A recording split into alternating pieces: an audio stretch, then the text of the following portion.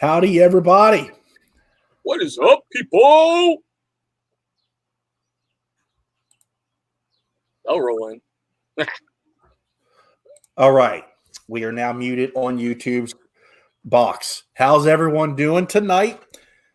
Welcome to Opening the Door, episode number 32. And you might recognize that guy right there. He's trying to do some homework as we're live on camera. We'll get to that here in a little bit. I think I gave him a holy shit homework task. Yeah. Welcome. I think I surprised you with that one, didn't I? Just a little bit. All right. Okay. So I hope you guys have had a great week because I did a little live Instagram earlier today, and as you could tell, I'm in a better mood. Yes, because I've got a new, better job.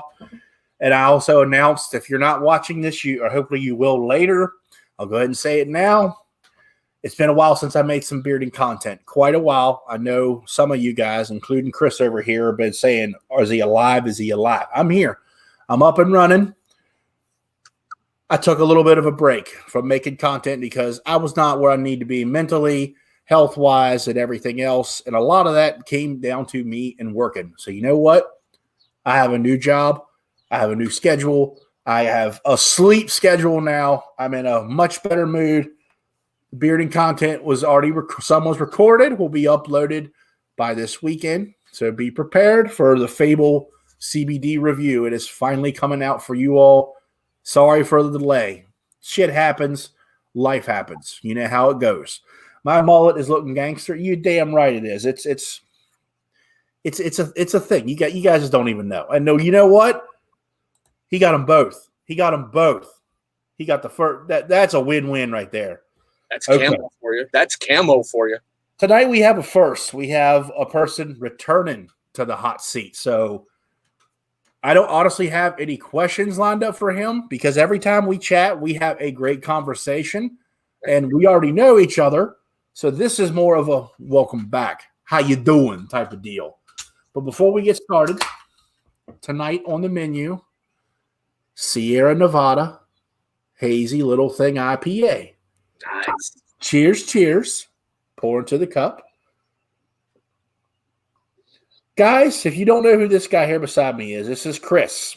He has a channel which has a very unique name. The name is TCTBNL. That stands for that company to be named later. Tell them the actual meaning behind that. Oh, we'll get there. Seeing how this is your show and I'm your first return guest, somebody's got to do this. You ready, Scott? You ready? Go for it. Finally, TCTBNL has come back to Opening the Door. Damn right, everybody. We're going to have a good night. Cheers, everybody. Somebody had to do it. I'm glad I was the first. Woo-hoo! That's right. So how the hell have you been, man? Oh, dude, I'm doing phenomenal. Honestly, like you, I took a break, but I want to circle back to your question and we'll get into the fun stuff. Okay.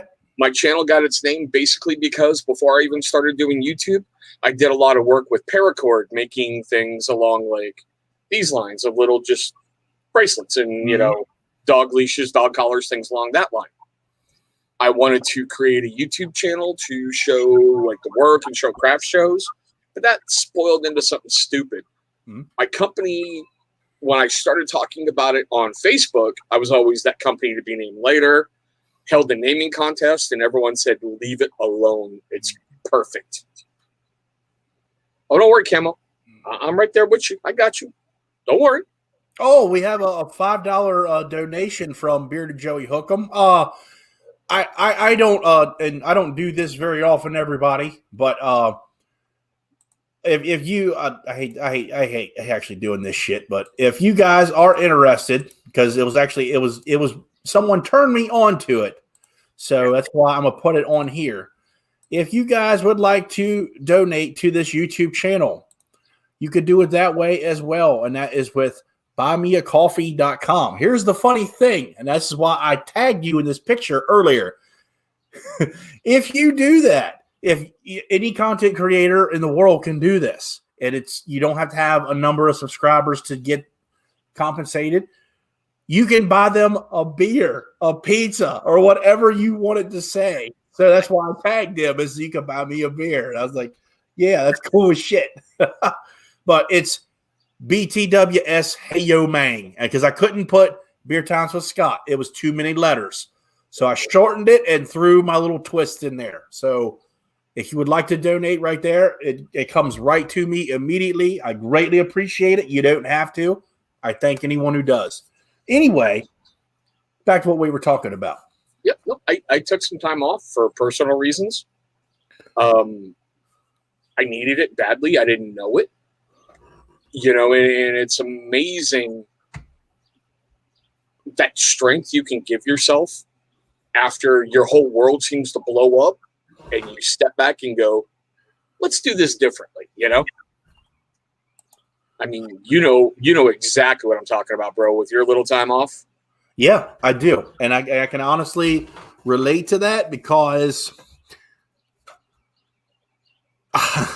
I'm living it now. Because number one, I don't want this chat, because when there's a few people that I love talking to when it gets down to nitty gritty, because we don't care.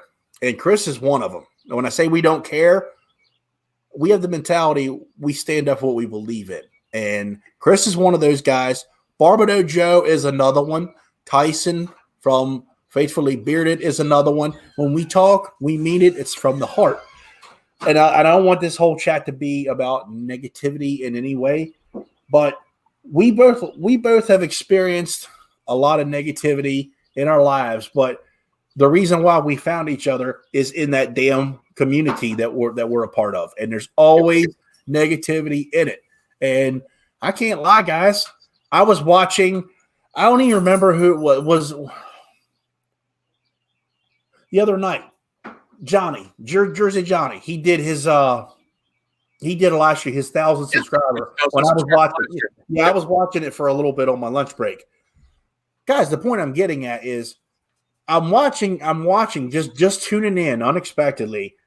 And I'm sorry, it wasn't yours. I'll take that back. It was a live stream I watched with Gary from Chesapeake Beer Company and my buddy Mo, Bearded Shark. They weren't heckling or anything. It was just I turned on. What do I hear? Someone hating on somebody or whatever, or reviewers and all this shit. Why is that conversation still going on? I'm not saying it to them at all. I'm not. It's just, it almost is to the point where anything I turn on when it comes to bearding related in our community, quote unquote, why are people still hating on people or content creators? Why is that? There's really no good answer for that. And trust me, my time off, I looked at that 80 ways from Sunday. Yeah. Because you could do a live feed. All right.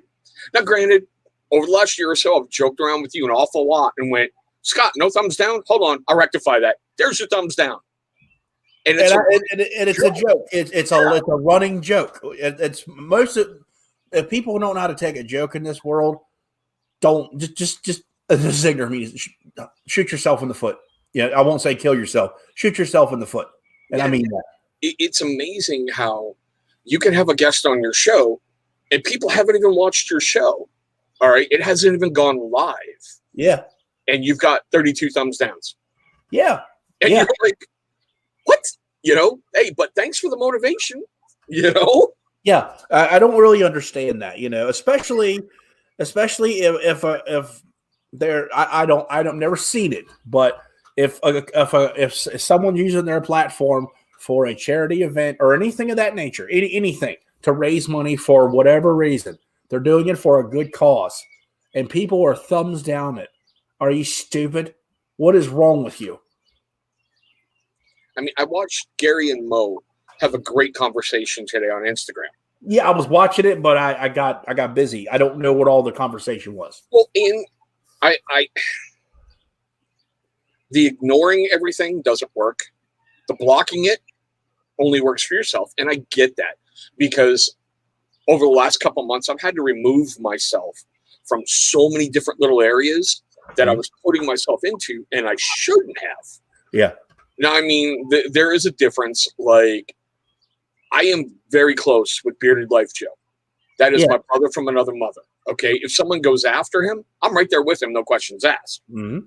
Now, granted, when it's done, I'm going to look at Joe and go, what the fuck? You know? Yeah. But it's like people just want to hate. Yeah. And like we talked about in the green room, and I've said this for a while, you're not owed anything. No. You know, get off your ass, improve your content, improve your delivery, improve whatever you think you need to improve. Don't go to Scott's channel and go, why does that motherfucker have that many subscribers? He don't deserve them. He deserves them because he's worked hard for them. Yeah, and I keep bringing it up. I keep bringing this up as a comparison. I do. And I'm not stirring this pot any more than where this goes here. Not any further. Viewers watching. That guy, what the fuck was that dude's name? That's how important he was to me. That fucking dude who I got woke up in the middle of the fucking night, you know, because he was drunk doing his little thing. That dude ran his mouth about me, and I never associated with that guy. Nothing. Never said anything to him, but that dude, just because he doesn't like what I say on my channel, or because I continue to say this, Cody, yeah, I remember your name. Now, I continue to say I'm the one who started the live stream because it's a fucking fact.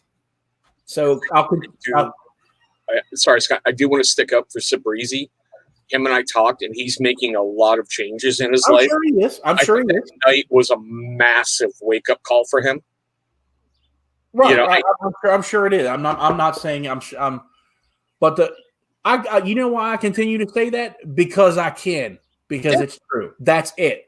It's not that I'm rubbing it in somebody's face. It's a fact. I'm not being sarcastic. I'm not trying to say I'm better than anybody else, and I won't. You've never done that. I'm the one who started doing this shit right here. I started it. I completely started it in content creators, not companies. I did it. Yeah, so that's my claim to fame. You don't like it? That's your problem. That's your problem. Get over it. Move on. Yeah, it bothers me. It personally and seriously bothers me that dude, yeah, he was drunk. But that's the thing that come to his mind about me. Do you don't like me, dude? Or whoever, anybody, you don't like me? Don't watch. Don't run your mouth. Keep my name out of your mouth. Because I don't talk that shit no more. I don't. I'm not about that anymore. That's why I've taken a step back from this community. I really have. Well, I know you don't anymore, but I want to use a throwback example here, okay? Yeah. Bearded Motivation. We all love him. We've all hated him. We all have a friendship with him. We all, whatever with him. I don't like him. When he was in his Godzilla moments and people were going, don't watch. Everybody did because it was like a train wreck. And you wanted to see what's the drama, what's going to happen, what's there. Everybody, as much as they go, well, they hate the drama, they wanted to watch. And who was my reviewer of the year? That guy. Because he kept on. He continued his train. He never stopped. He stuck to his guns. Yeah, he did. He may have pissed off some people along the way, but he continued to make content the entire year. And it was Dave. It was. I give him all kinds of credit. Him and I had, and here's another great example. Him and I had a real public falling out. Yeah. We made videos against each other. We went on lives and talked shit against each other. But after time, and this is what I think more people need to do, you shut your fucking mouth, you approach the person, and you have a civil conversation. You air everything out, and if you can repair it, you repair it. If you can't, you go your way, I go mine. We're peaceful. I have a guy I have a person in the community, you know who it is, that I should do that to. I would. It would happen. I don't know.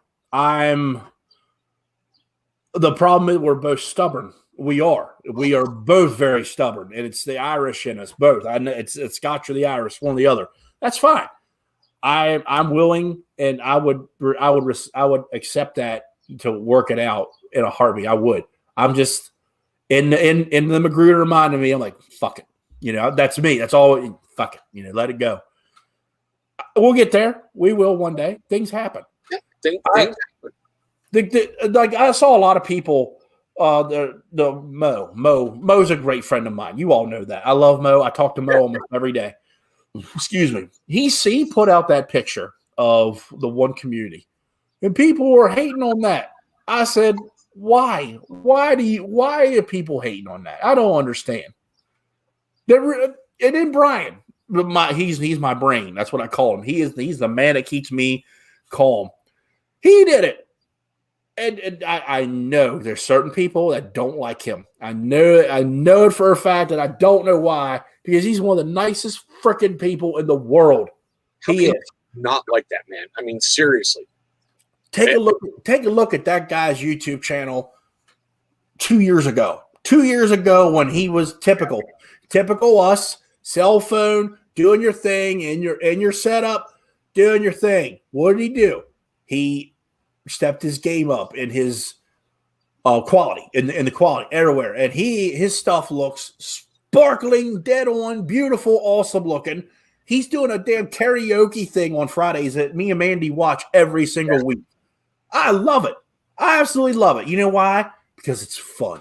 That's why. That's another reason why I stopped making content. It wasn't boring to me. It was almost like a second job, because it technically is. But I was like, you sit down in front of your camera. You sit down in front of your camera, and you're talking about the product. And you're like, this ain't fucking right. I got out of that. I'm like, I'm not feeling it. I'm not feeling what I'm saying. I wasn't believing in myself. I took a step back. You know what I mean? I was like, I can't do this right now. And I'm sure you were doing the same thing. I'm right there with you. I stepped away from beard content because I got sick of it. Yeah. No matter what you did, all right. I'm grabbing. Oh my god. Here. Totally not any company, any affiliation, any crap like that. Yeah. Amish. We've all used it. We've all had our success stories with it. We've all had our failures with it. Okay? Hell yeah. I love this stuff. Yes. Now, if I do a review on Honest Amish, I'm going to have 32 comments in my comment section going, why don't you talk about this channel? Why don't you talk about this? This channel is doing it a lot better than you. Oh, my God, you have an affiliate code. You're not about the community. Oh, my God, you're doing a review. Are you getting paid to do that review? Oh, crap, you said you didn't like this aspect. Why? Don't you understand where this part comes from? And it's like, my God, people. That's funny. Yeah. Let's be real, people. There are some YouTube channels that have come out and said, respectfully, I won't say their names because it's not my place. There are some YouTube content creators right now that some of you in the chats that have watched, this person who has said, I'm doing this to make extra money. And this person has said, and just so you know, my review is paid. Why does that bother anybody? Because let's be real. How many times have we all talked about this? Yep. You're getting paid for your time. It's that simple. It is a business deal with you and the product maker. It's that simple. They're paying for your service on a platform that is a forever it's a commercial, technically speaking, because it is. But I make it very clear. You're not paying for me to say this is great. You're paying for my time. It's that simple. If people don't understand that, again, shoot yourself in the foot. Well, and to me, I love how you put that. Okay. I'm going to use the Cousins as an example. That's exactly what I was going to do. So go ahead. All right. Yeah, they just came out recently and they said, hey, we're charging. We made a video about it. Let's have a discussion about it. I told them the same thing I have told everybody. You've built your brand. You've built your platform. You've built your integrity. People know who you are. If you feel you need to charge, that's between you, your business partner, and that company. Yeah. I have no say in it.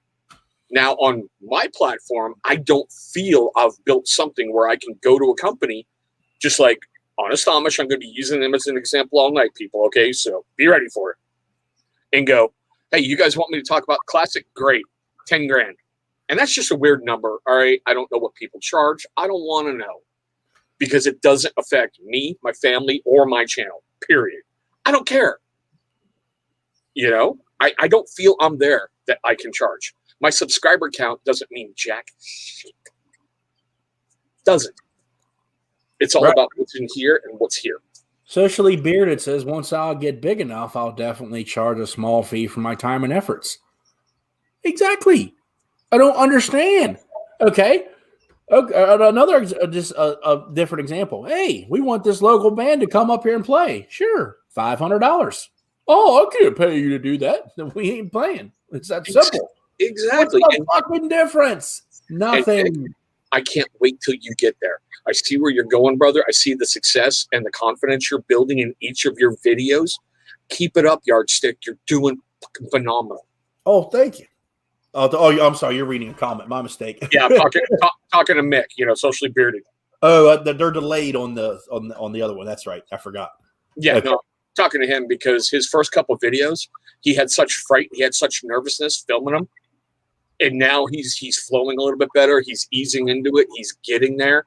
He's got great stuff to say. He's got a great perspective, and I love watching his channel grow. You know, and exactly. It really bothers me that people still talk about this. It really does.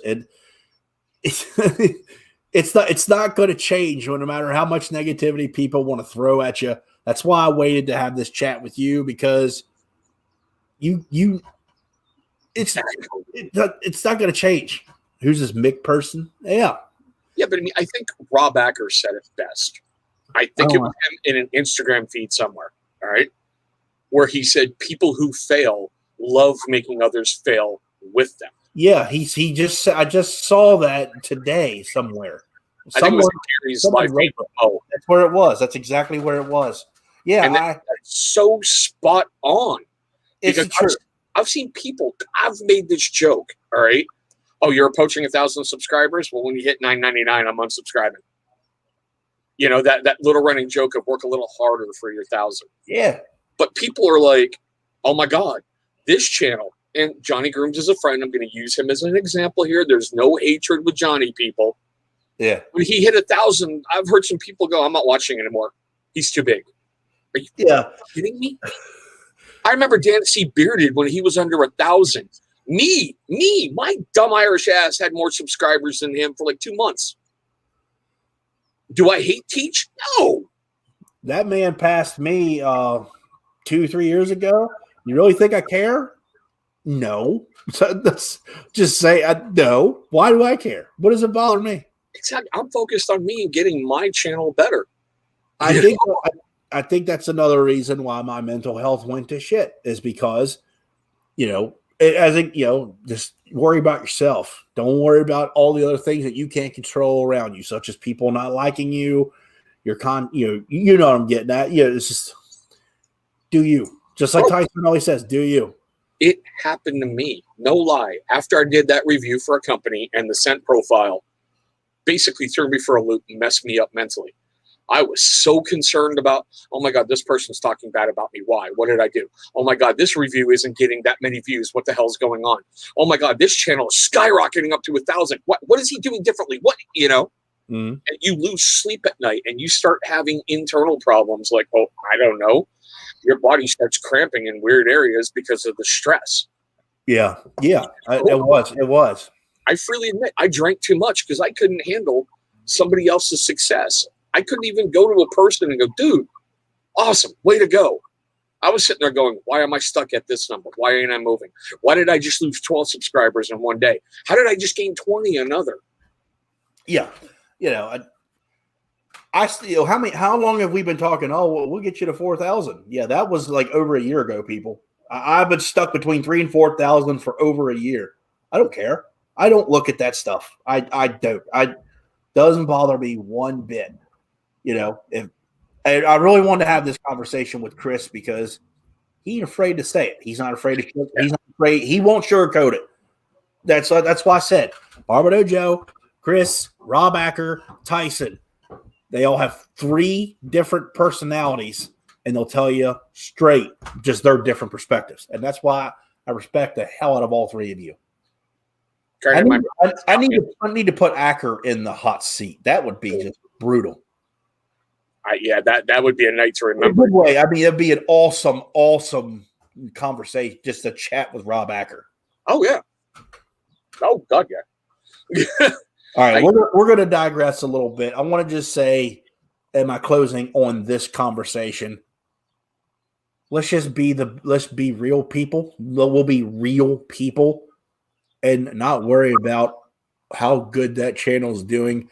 If that guy's paid, if he's got this many subscribers, and now we can't watch him anymore because his videos are commercials and fake. Just watch who you want to watch. You know who you know. I'm saying an example. You know Dan C is not going to steer you wrong, and he's concerned about your health and well-being all the way around. Excuse me. You don't like his stuff, then don't watch it. It's that simple. Yeah. That was an example. I'm not throwing hate to Dan at all. I don't like that guy anyway. I've told him tons of times he can't read. I tell you all, Dan C cannot read. That whole teaching thing, nix that. Just nix it.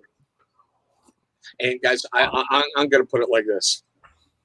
Go look at that stat on YouTube. How many brand new content creators pop up every second? Yeah. How many people view whatever every single second?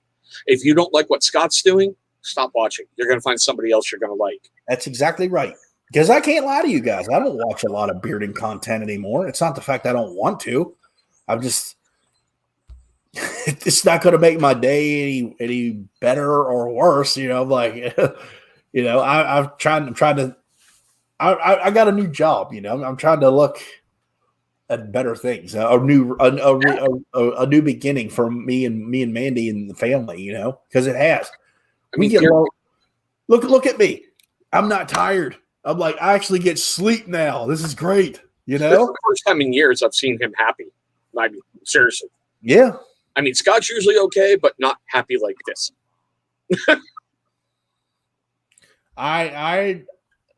A lot of my bad attitude was because of my job. I can honestly say that it was. And you're right. You're right. It took a toll on me mentally. Yeah. Took a toll on me with just.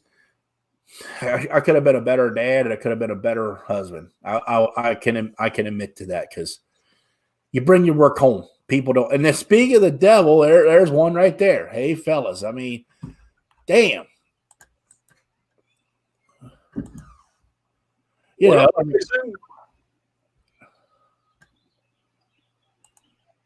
yeah, I mean, seriously, these last couple months have done wonders for me. Oh, good. I'm glad. Was that a Coke orange vanilla? I got to ask. Yep. Oh, you like that? Oh, man, I'm not a fan. I couldn't. Is it? You know what? What's that? It's on sale, bro. I got 3 kids, so whatever's on sale is what I drink. Oh, I drank it, and it was like artificial, too artificial. You know what I mean? I was like, hey, Chris, are you selling your mead? Nope, not yet. Camo in the state of Washington, I can get what's called a home brew license where I can sell it. I'm still perfecting certain things. I will not lie. Certain fruits are causing me to go insane. You know, I've got the basics down.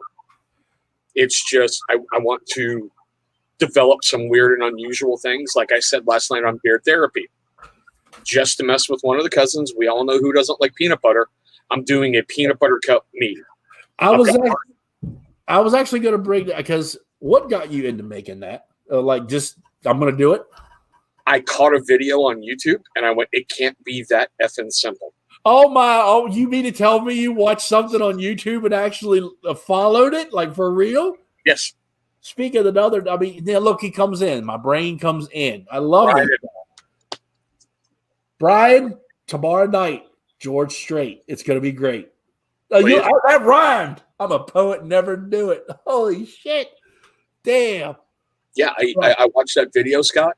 I went on Amazon. I looked up home brew kits. I spent a grand total of $50 to make my very first. Get all the equipment, get the honey, get everything I needed. Was $50. Really? Yep. It started going from there. So I got now. I honestly, I know I've had it, and I don't remember how mead tastes. What does it taste like in general? It's basically honey wine. Okay. Now you can change it to whatever you want added with that. Then I guess. Yes. What have you made so far? Okay. I've done 2 what they call basic ones, but I changed some of the tea flavoring in it. One was from England, and the other was Earl Grey tea. Okay. Because it adds a little bit of tannin and a little bit of bite to it. Okay. My third one was a complete and utter failure. I called it basic batch. It was a pumpkin spice flavor that I tried the recipe. Utter failure. Utter. So then I switched to like an apple, cinnamon, and clove. That came out pretty good, but that's the only bottle I'm going to release so far, and it's going to Barbado Joe. And if he likes it, that batch is going to be called Diva's Choice. Hey, Jared. Hey, brother. Oh, let's see. Give me Jared. Number 4. Yes. Number 5. Yeah. He knows what I'm talking about. That's good. Let's see. I bottled a ghost pepper mead, which ghost pepper mead. Yes. Okay. Now hold on now. All right. So you got technically like a wine. So you got that wine aftertaste with a spicy bite to it. Oh God, yeah. That's interesting. That sounds interesting. I won't lie, bro. After I always do this before I add the yeast, after I have all the ingredients mixed up. All right. I always take a little like wine sampler thing out of it. And I go, all right, let's try this, see what it seems like. I'm smelling it. I'm like, doesn't smell that spicy. Took a drink and I went, oh, Mary Mother of Jesus, that hurts. Yeah, that sounds a little painful. That does. Oh, it's interesting. I've done a dark cherry. I did a blueberry with chocolate. I just bottled a raspberry with hibiscus tea with a little bit of vanilla flavoring in there. I'm hoping one of those doesn't turn into a bottle bomb. I'll explain that in a moment. I've got a blackberry one currently going, a strawberry banana. Oh, God. Strawberry, peach, mango, and I think pineapple. And today I just started one that's maple syrup and honey. Jared, thank you. Thank you, sir. Thank you. You're my first donation through Buy Me a Coffee. Thank you very much. And camo, I know how to do it. It's on the whiteboard for this year. Oh, speaking of that camo cam, your scent. Yeah, the bartender. Holy cow. And I'm saying that. Great job. I don't know how the hell you come up with that idea. Root beer, tobacco, marshmallow, oud. That's amazing. Yeah. I've worn that the last 4 days. I love it. Amazing really job. Good. It is really sneaky good. Yes, I love it. Seriously. I wouldn't bullshit you, Cam. That's a good job. Yeah, so like I was saying, the state of Washington has what's called a home brewer's license, where I can legally bottle, package, do whatever in my house. But the state of Washington needs to come out, inspect everything, and I got to go through a whole bunch of paperwork. It takes like 3 years and lots of thousands of dollars to get it done. But you never know. If I hit on something, I may. If not, I'm just making my own alcohol. I'm good. Are you're not like naming the company per se yet, are you? Are you just, here you go? What I did do is I couldn't resist. I wanted to make labels. Yeah, that's what I meant. Yeah, and I had no idea how to do it. And honestly, I stumbled across something in a Facebook ad. So I went, okay, gave them a try. And that's my front label right there. You got to do it, man. You got to try. What kind of beer are you going to get? Oh, you know what?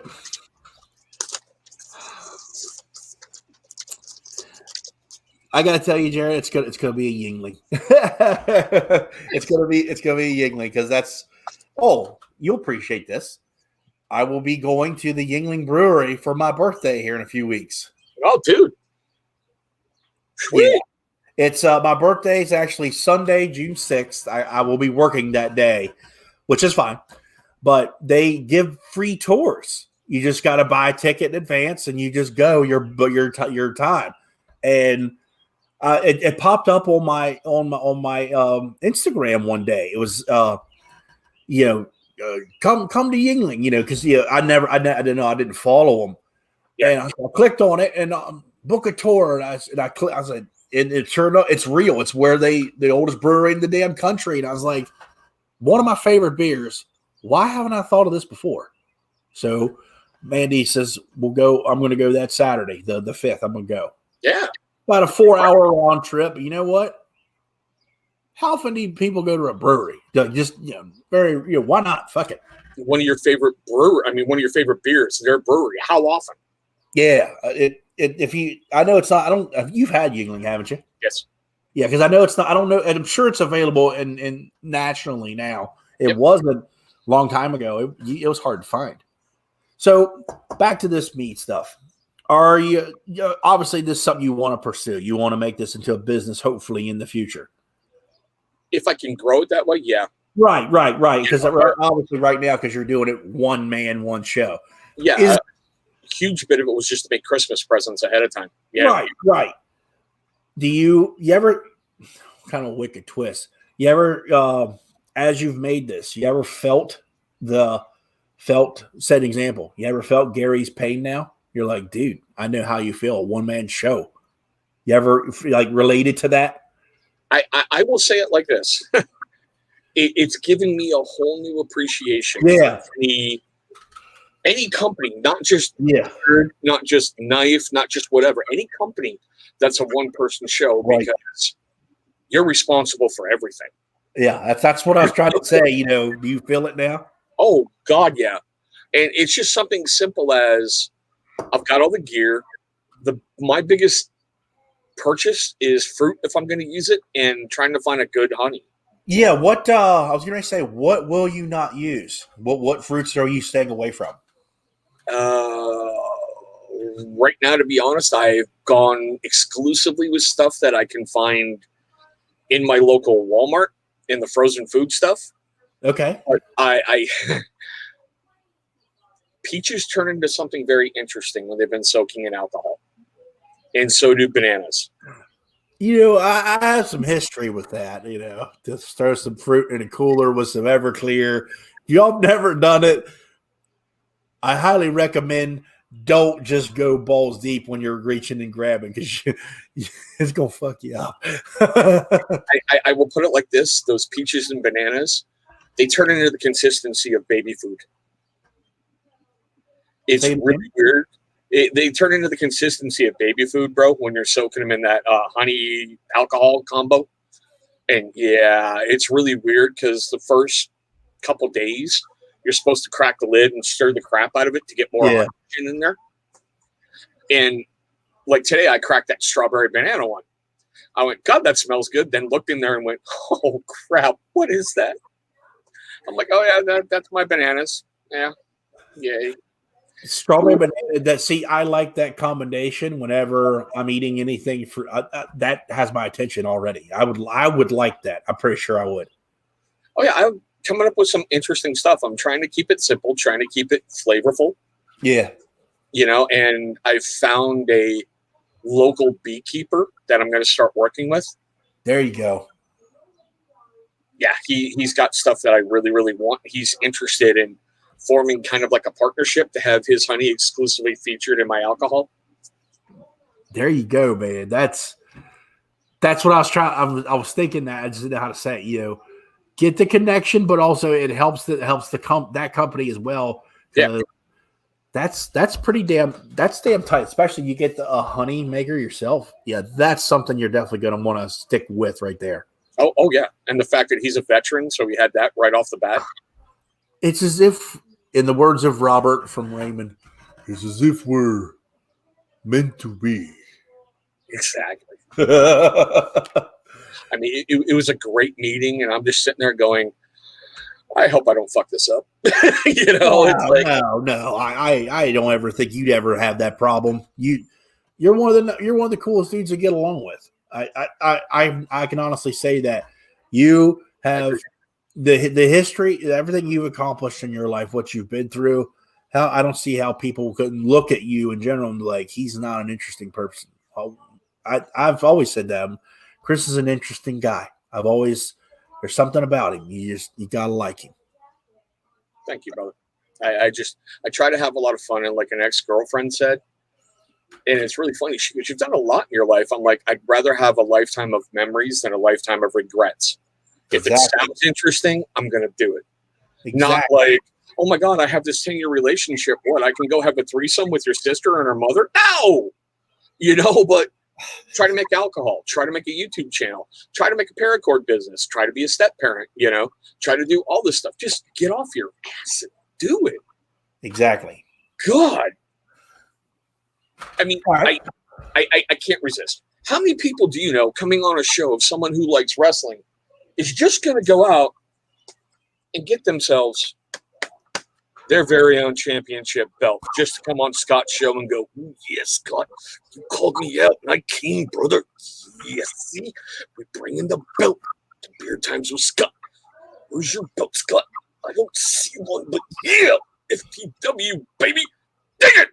I can honestly say I'm not a champion. I may be the dirtiest player in the game, but I'm not a champion.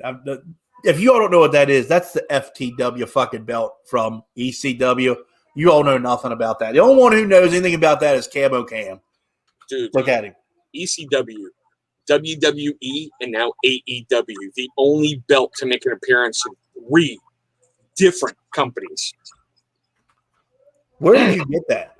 Where did you get it? I got utterly bored, went on Amazon and started surfing. Really? Yep. I found a great deal on it. It was next day delivery. I know, all right, I'll take a chance. Because, if Strazza was here, I'd be like, "Oh, yeah, Chad, I got you a belt too, buddy. Yeah, the best the Shop Zone can offer for $9.99. We all see these in, like, Walmart. All right? Yeah. They're like little kid stuff. No big deal. But, dude, this thing it's massive. It's got the snaps. It's adjustable. It's just, yeah. That's badass. And I'll admit, I've always liked Taz. Short little fucker from Red Hook who just suplexes everybody. That's one topic that hopefully we don't lose you guys because we haven't done it. It's been a while. We always got to talk wrestling when you get us two together because we haven't coordinated with this yet. But we're going to say it in here. Chris and I had an idea. He approached me with it. We just haven't done it yet. And now I've got a work schedule that I can actually work with. No, it's not your fault. It is because I haven't gotten the exact software to pull it down, keep everything copyright protected for the WWE. Right. And what we're doing is a reaction video to the Boneyard match. Yes. He come up with this idea, and I had thought of other people to bring in with it only because we appreciate wrestling.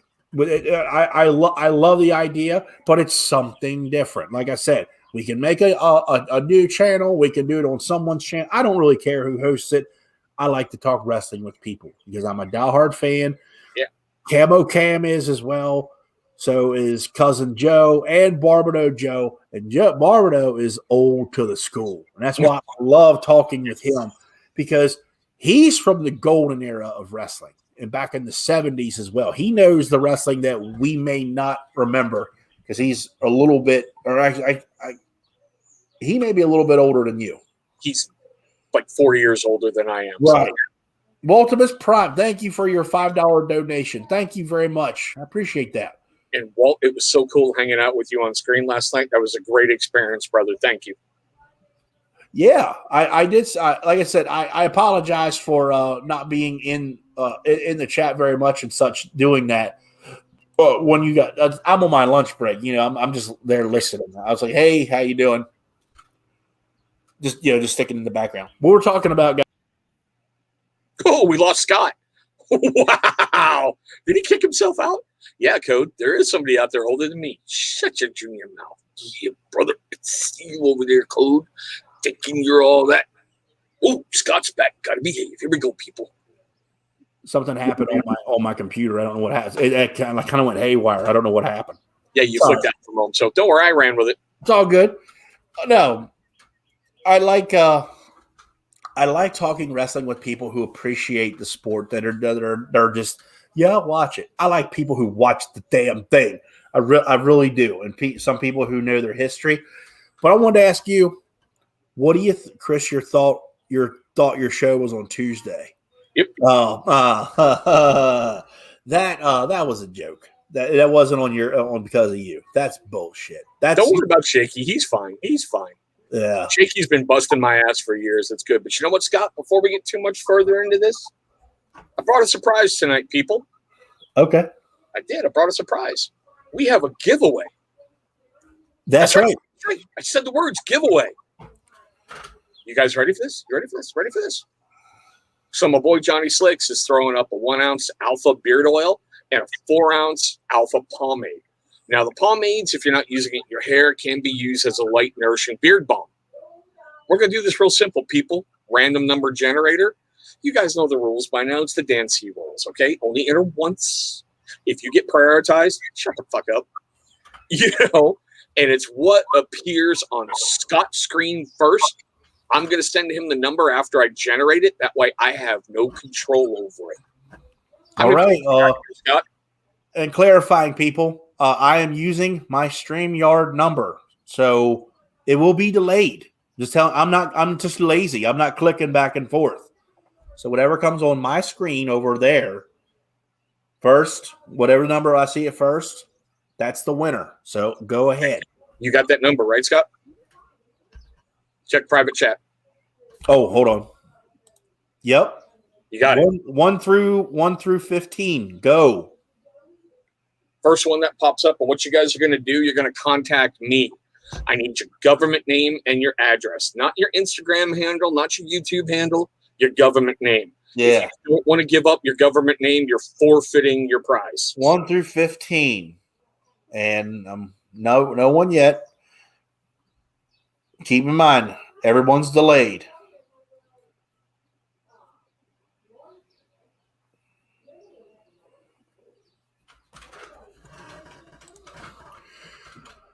Nobody yet. Well, if we have to, we can do a reroll, but I'll get to that in a sec. All right, 60 more seconds, or we'll go 30. Everyone, go. Just flow them. Keep going. Everybody guess. Flow them.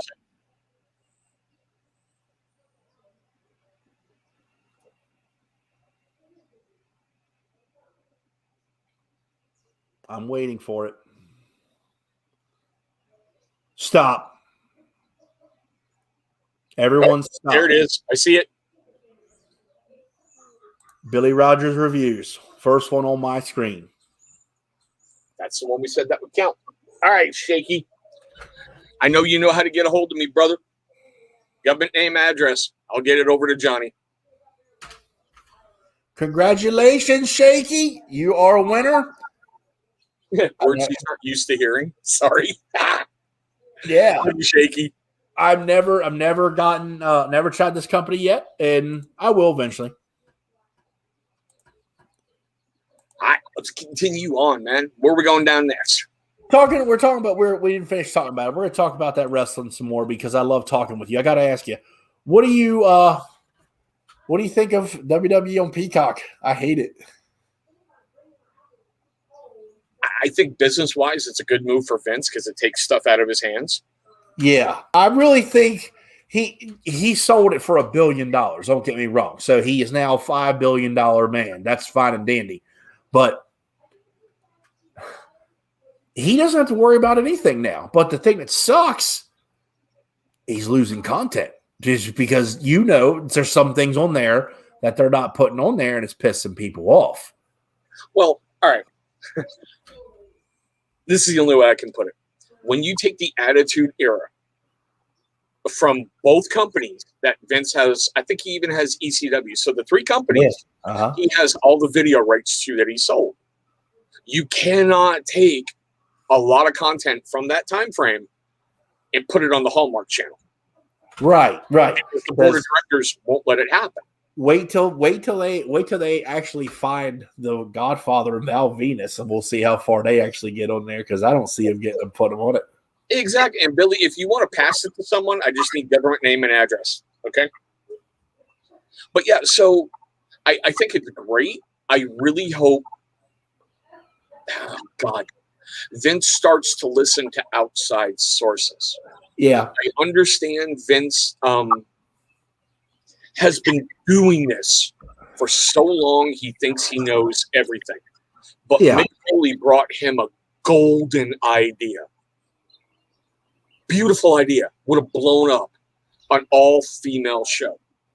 Because the ladies are stealing Monday Night Raw, SmackDown. They're stealing NXT. They put on some of the best performances I have seen in the last 5 years. Yeah. I will say for the record, I'm getting really sick of, Natty Neidhart. I'm really tired of her. Yeah. Really tired of the kitty cat crap. And every time she comes out, it's all, oh, daddy, carry on the Hart legacy. Daddy, I'm so proud of you, daddy. Natty, shut up. Not only that, it's just you don't know if she's going to be a heel or a face. It's back and forth. You know what I mean? She's that character. Oh, she's a heel again. Oh, she's a face now. Oh, she's his light. It's whatever they want her to be. I'm like, just fucking let her be herself. Don't let her be the pink and black all the time. I'm so tired of seeing that. And that's the thing. A lot of the great wrestlers. I mean, I can't stand the Bellas. But they started as heels. They became baby faces. They went to heels, back to baby faces. Those characters have to have that progression. Yeah. I never liked either one of them. The women's tag team title. Yeah, I haven't watched it yet, Cam. I did hear it was brutal. I'm actually going to watch NXT probably. Actually, maybe tomorrow night. I just remember I don't have cable, so I watch everything all on Peacock. And actually, we may watch it tonight because, and Mandy's a UK girl, so we watch UK every Thursday. Anyway, she got her first 2 wrestling shirts. I bought them for her. Her favorite's Pete Dunne and Mustache Mountain, so I bought her those 2 shirts. Nice. She wears them proud. Talk about your man, dear. She could barely hear me. Anyway. One wrestler I like, and they fucking fired her because she was real on TV. Peyton Royce, that girl, that girl, she went through the entire NXT thing. She jobbed out for all that time. She got a character for herself before she was because her and Billy Kay, they're actually best friends. That's no secret, but they had them separate.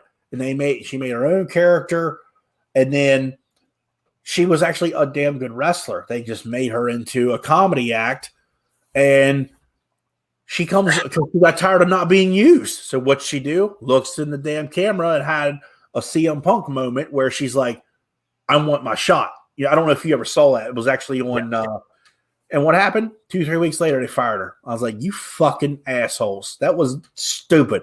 Fucking ignorant. A girl is being real about her place in the company, and they just shit all over. I'm like, really? You use her as one of your cuts when they could have made it, as ignorant for me to say this, they could have got rid of Nia Jax and made it so much fucking easier. I can't believe Nia Jax is still freaking there with as many people as she is injured. She's horrible. She's bad as she botches stuff all the time. I don't care about her damn bloodline. Exactly. So I really don't care if you're The Rock's 80th cousin. You can't wrestle. And Samoa Joe, another one. The biggest fucking name that you could have gotten rid of. And he was, I don't know if he's cleared, but why would you let that guy go when the whole world wanted to see him and Lesnar literally fight, and they blew it. That was a fucking joke. Oh, dude, I remember Joe in TNA. Yeah. The most powerful crowd chants. Joe. He may be a big fat guy, but that dude, he's awesome. He was an awesome wrestler. I always liked him. Dude, my fondest memory of him is when he did a Tazplex in the ring right in front of Taz in the color commentator thing. Yeah. And he pops right up and does the Taz thing. And Taz just looked at him. He's like, yeah. And that was mad respect. The WWE, I'm not ashamed to actually say this. Their pay-per-views, not this coming Sunday, but the following. I'm glad I've got to work to miss it. I do not watch their pay-per-views hardly anymore. It's the WWE is a joke. NXT is where it is all the way, 100%. I've always said that. It's ever since I started watching NXT. But that's another one I want to talk to you about on here. WrestleMania. I actually enjoyed it this year. It was pretty damn good for what they could do. Yeah, but I'm trying to figure out how to phrase this. They need to quit the PG crap. Yeah, I agree. But what I mean is, with the restrictions in the world, yes, they wanted 55,000 people. They only gave them like 20 some. So that was the city's ruling over top events. I get that. I get the weather causing people to have wipeouts coming to the ring. But some of the stuff they put in this year's WrestleMania, I'm like, why? Yeah, the women's match was a joke. The women's tag team thing was a fucking joke. The thing that I can't lie, because I've never missed one, 37 years, seeing Vince, for the first time ever, legitimately, not in his character, just you're here. You can see it in his face. He's like, this is fucking awesome, He's like, welcome. They're saving his company. I mean, all right.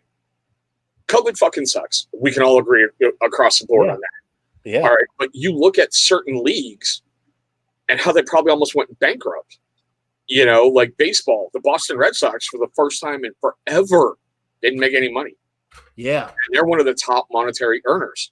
The World Wrestling Federation was going out of business, like closing the books. We're done. We can't do anything else because they depend on their house shows and their big events being packed and people buying the merch and people buying everything.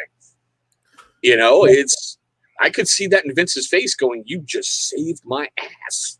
Yeah. And it was awesome to see Drew McIntyre, who he's one of my favorites. He always has been since the Chosen One era, not because he's new and cool. Look, if you go back and watch, look at his face and look at the big moment was Bianca and Sasha, and they had tears in their eyes in the fucking ring. Because, there were people there. That's what those wrestlers wanted. But if you look at Drew's, he's the first one to come out. He demanded to get that spot. And he had tears in his eyes.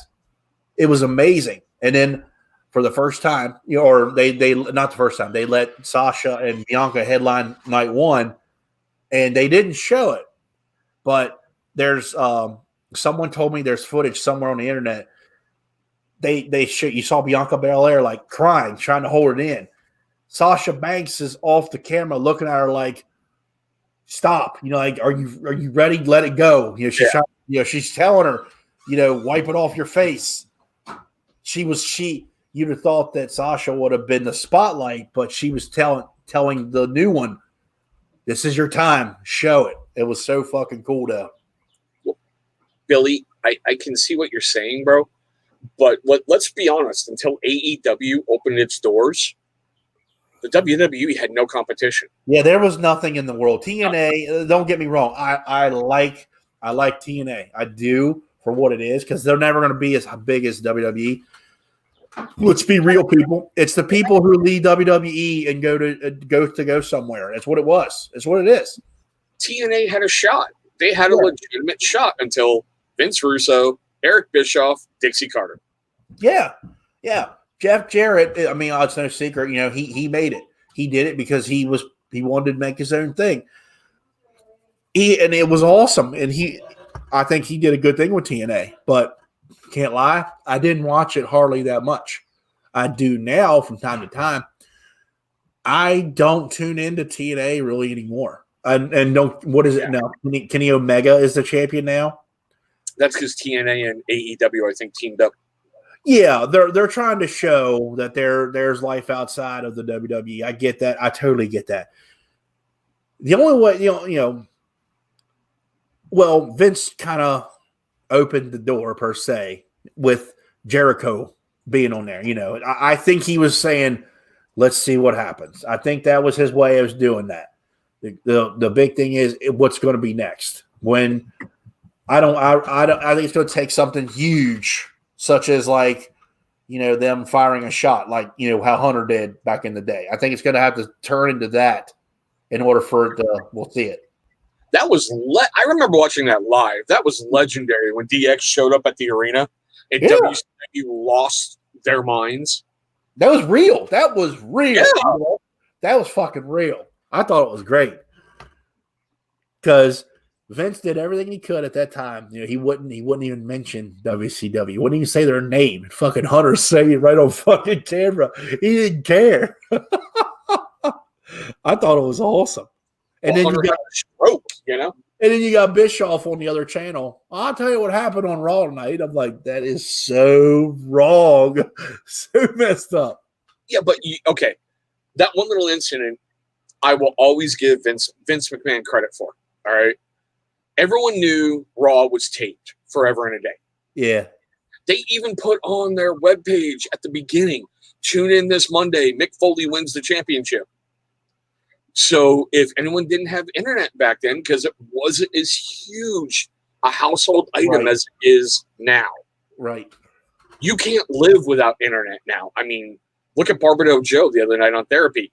He was in the comment section losing his mind because he wasn't on the screen. Everybody needs Wi-Fi now, but back then you didn't have it. So then you got Tony Schiavone in the middle of a live broadcast going, guys, over on that other channel, Mick Foley's about to win the championship. Yeah, that'll put asses in the seats. Oh, yeah. Everyone went click. Yeah, I will admit I did not have the internet at that time. My family, we didn't have a computer, or nothing. But I remember, I was like, what? I remember watching it. Guys, don't watch the other channel. This is going on. I was like, son of a bitch, that is so wrong. Yeah, that's where everything turned in that Monday Night War. There.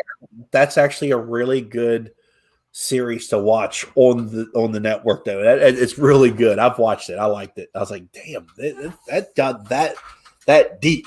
It really was. Dude, I remember back then in the 90s and early 2000s, okay, I was buying both pay-per-views every month because I wanted to see what was going to happen next. Yeah. I was happy living on the West Coast because TNT went live so I could watch Nitro and then turn around and watch Raw. So I had both. And I'm like, this is awesome, What's your TV team? Knoxville. Oh, my God. Yeah. Mike, that is awesome. That's messed up, but it's funny at the same time because they can't do anything because, they can't cross that line. You know what I mean? Yeah. They got to keep it TV related, to stay in chat. The new season of Dark Knight, Dark Side of the Ring, that's something I started watching not that long ago. Like it's almost like an underground series per se, but they don't hold back either, and I love watching it. Yeah, I think I've seen 3: the Montreal Screwjob, the Last Ride of the Road Warriors, and the Death of Owen Hart. I watched the last 2. I haven't seen the Montreal Screwjob, but I did watch Benoit's too. I love Chris Benoit though. I really did. That was a very efficient mother effers whoever stepped in that ring. That guy or that documentary, that was amazing. They did a damn good job with that. Yeah, but I like how they do their stuff, but the one they did for the Montreal Screwjob, the only thing I found out about during that show that I didn't know, Vince didn't know Brett was wired with Wrestling with Shadows when they had that meeting.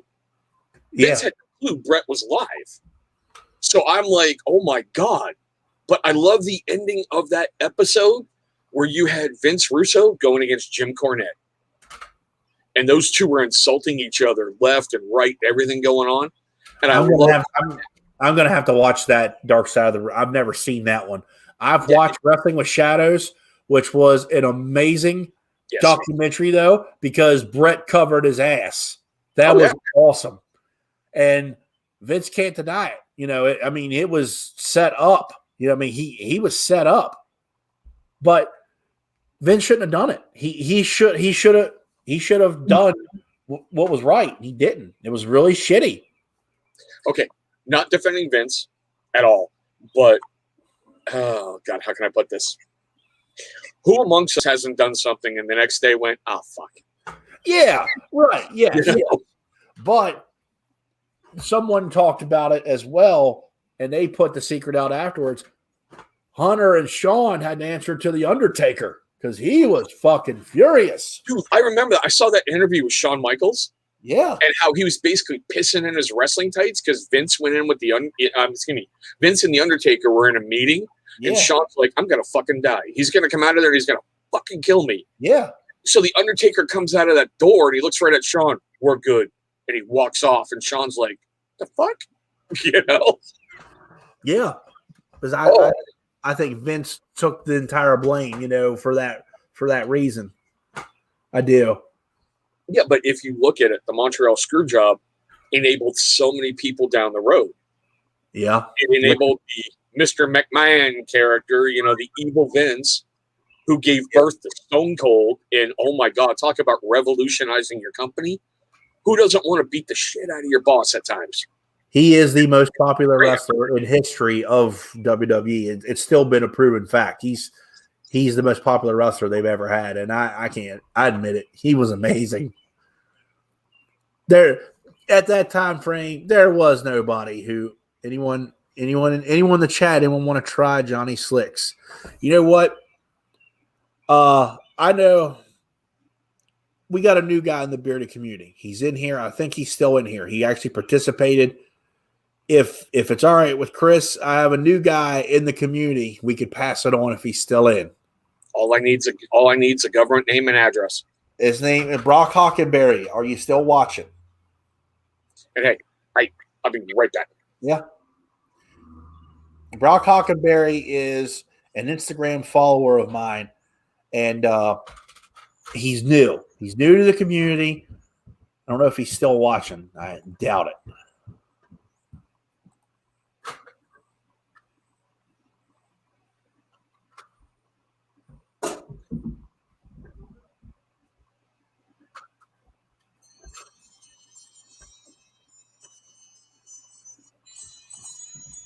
And I'm pretty sure he's not watching now. But yes, Brock is a new guy to the bearded community, and he recently got his hand on some of the bearded Mac, which is awesome.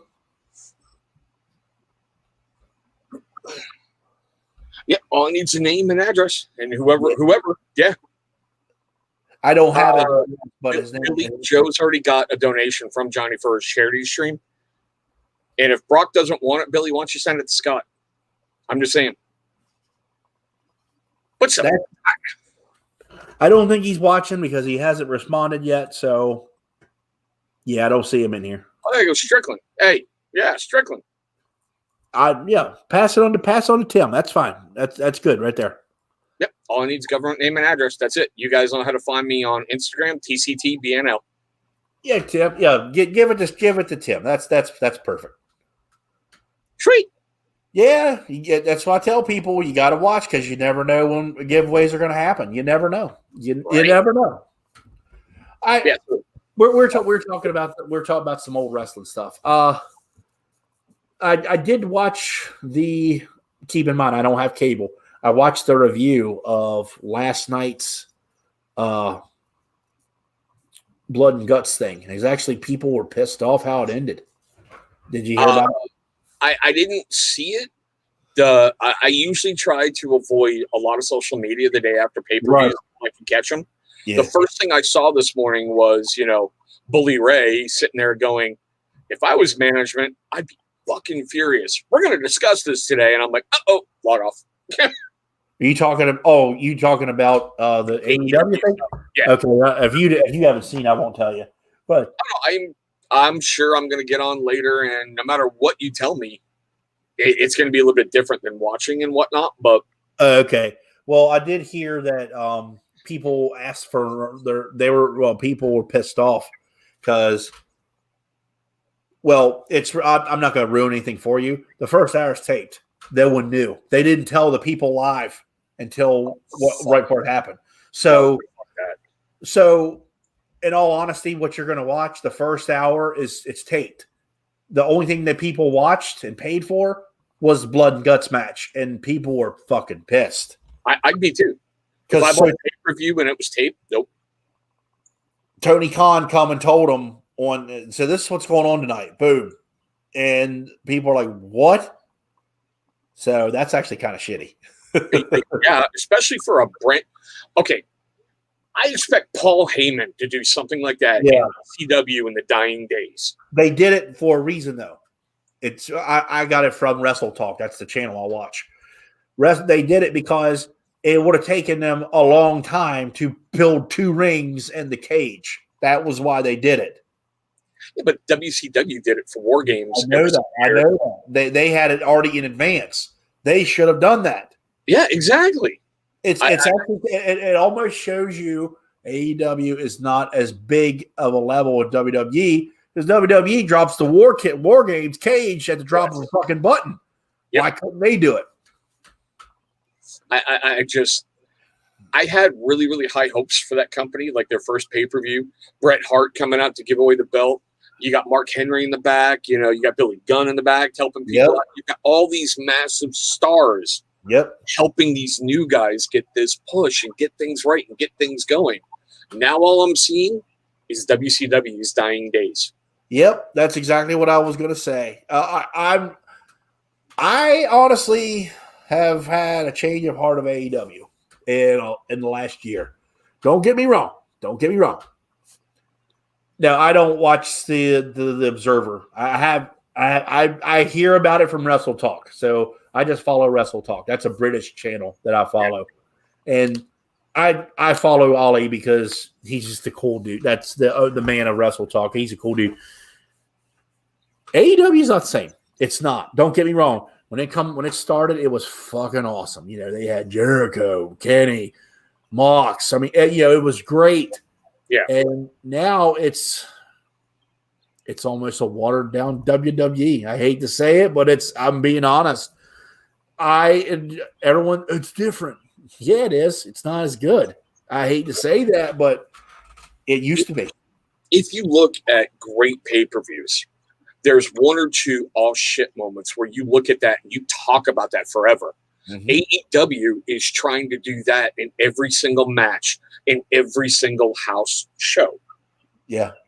You just can't because, and Billy Rogers, I love Steven Larson, by the way. They're awesome. They do.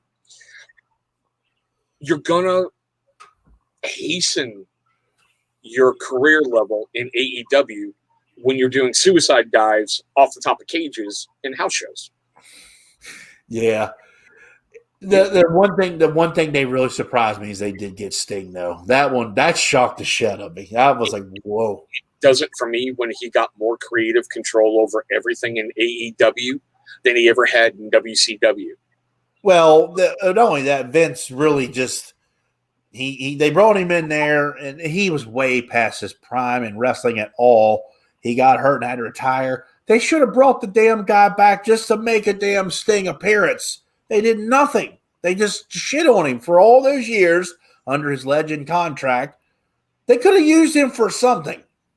But it's also funny because late last night, I started going down a rabbit hole. You know, CM Punk pipe bombs. And Punk said it best to Helmsley. The World Wrestling Federation cast aside so many great people for so many losers. You threw Chris Jericho out. You threw Mick Foley out.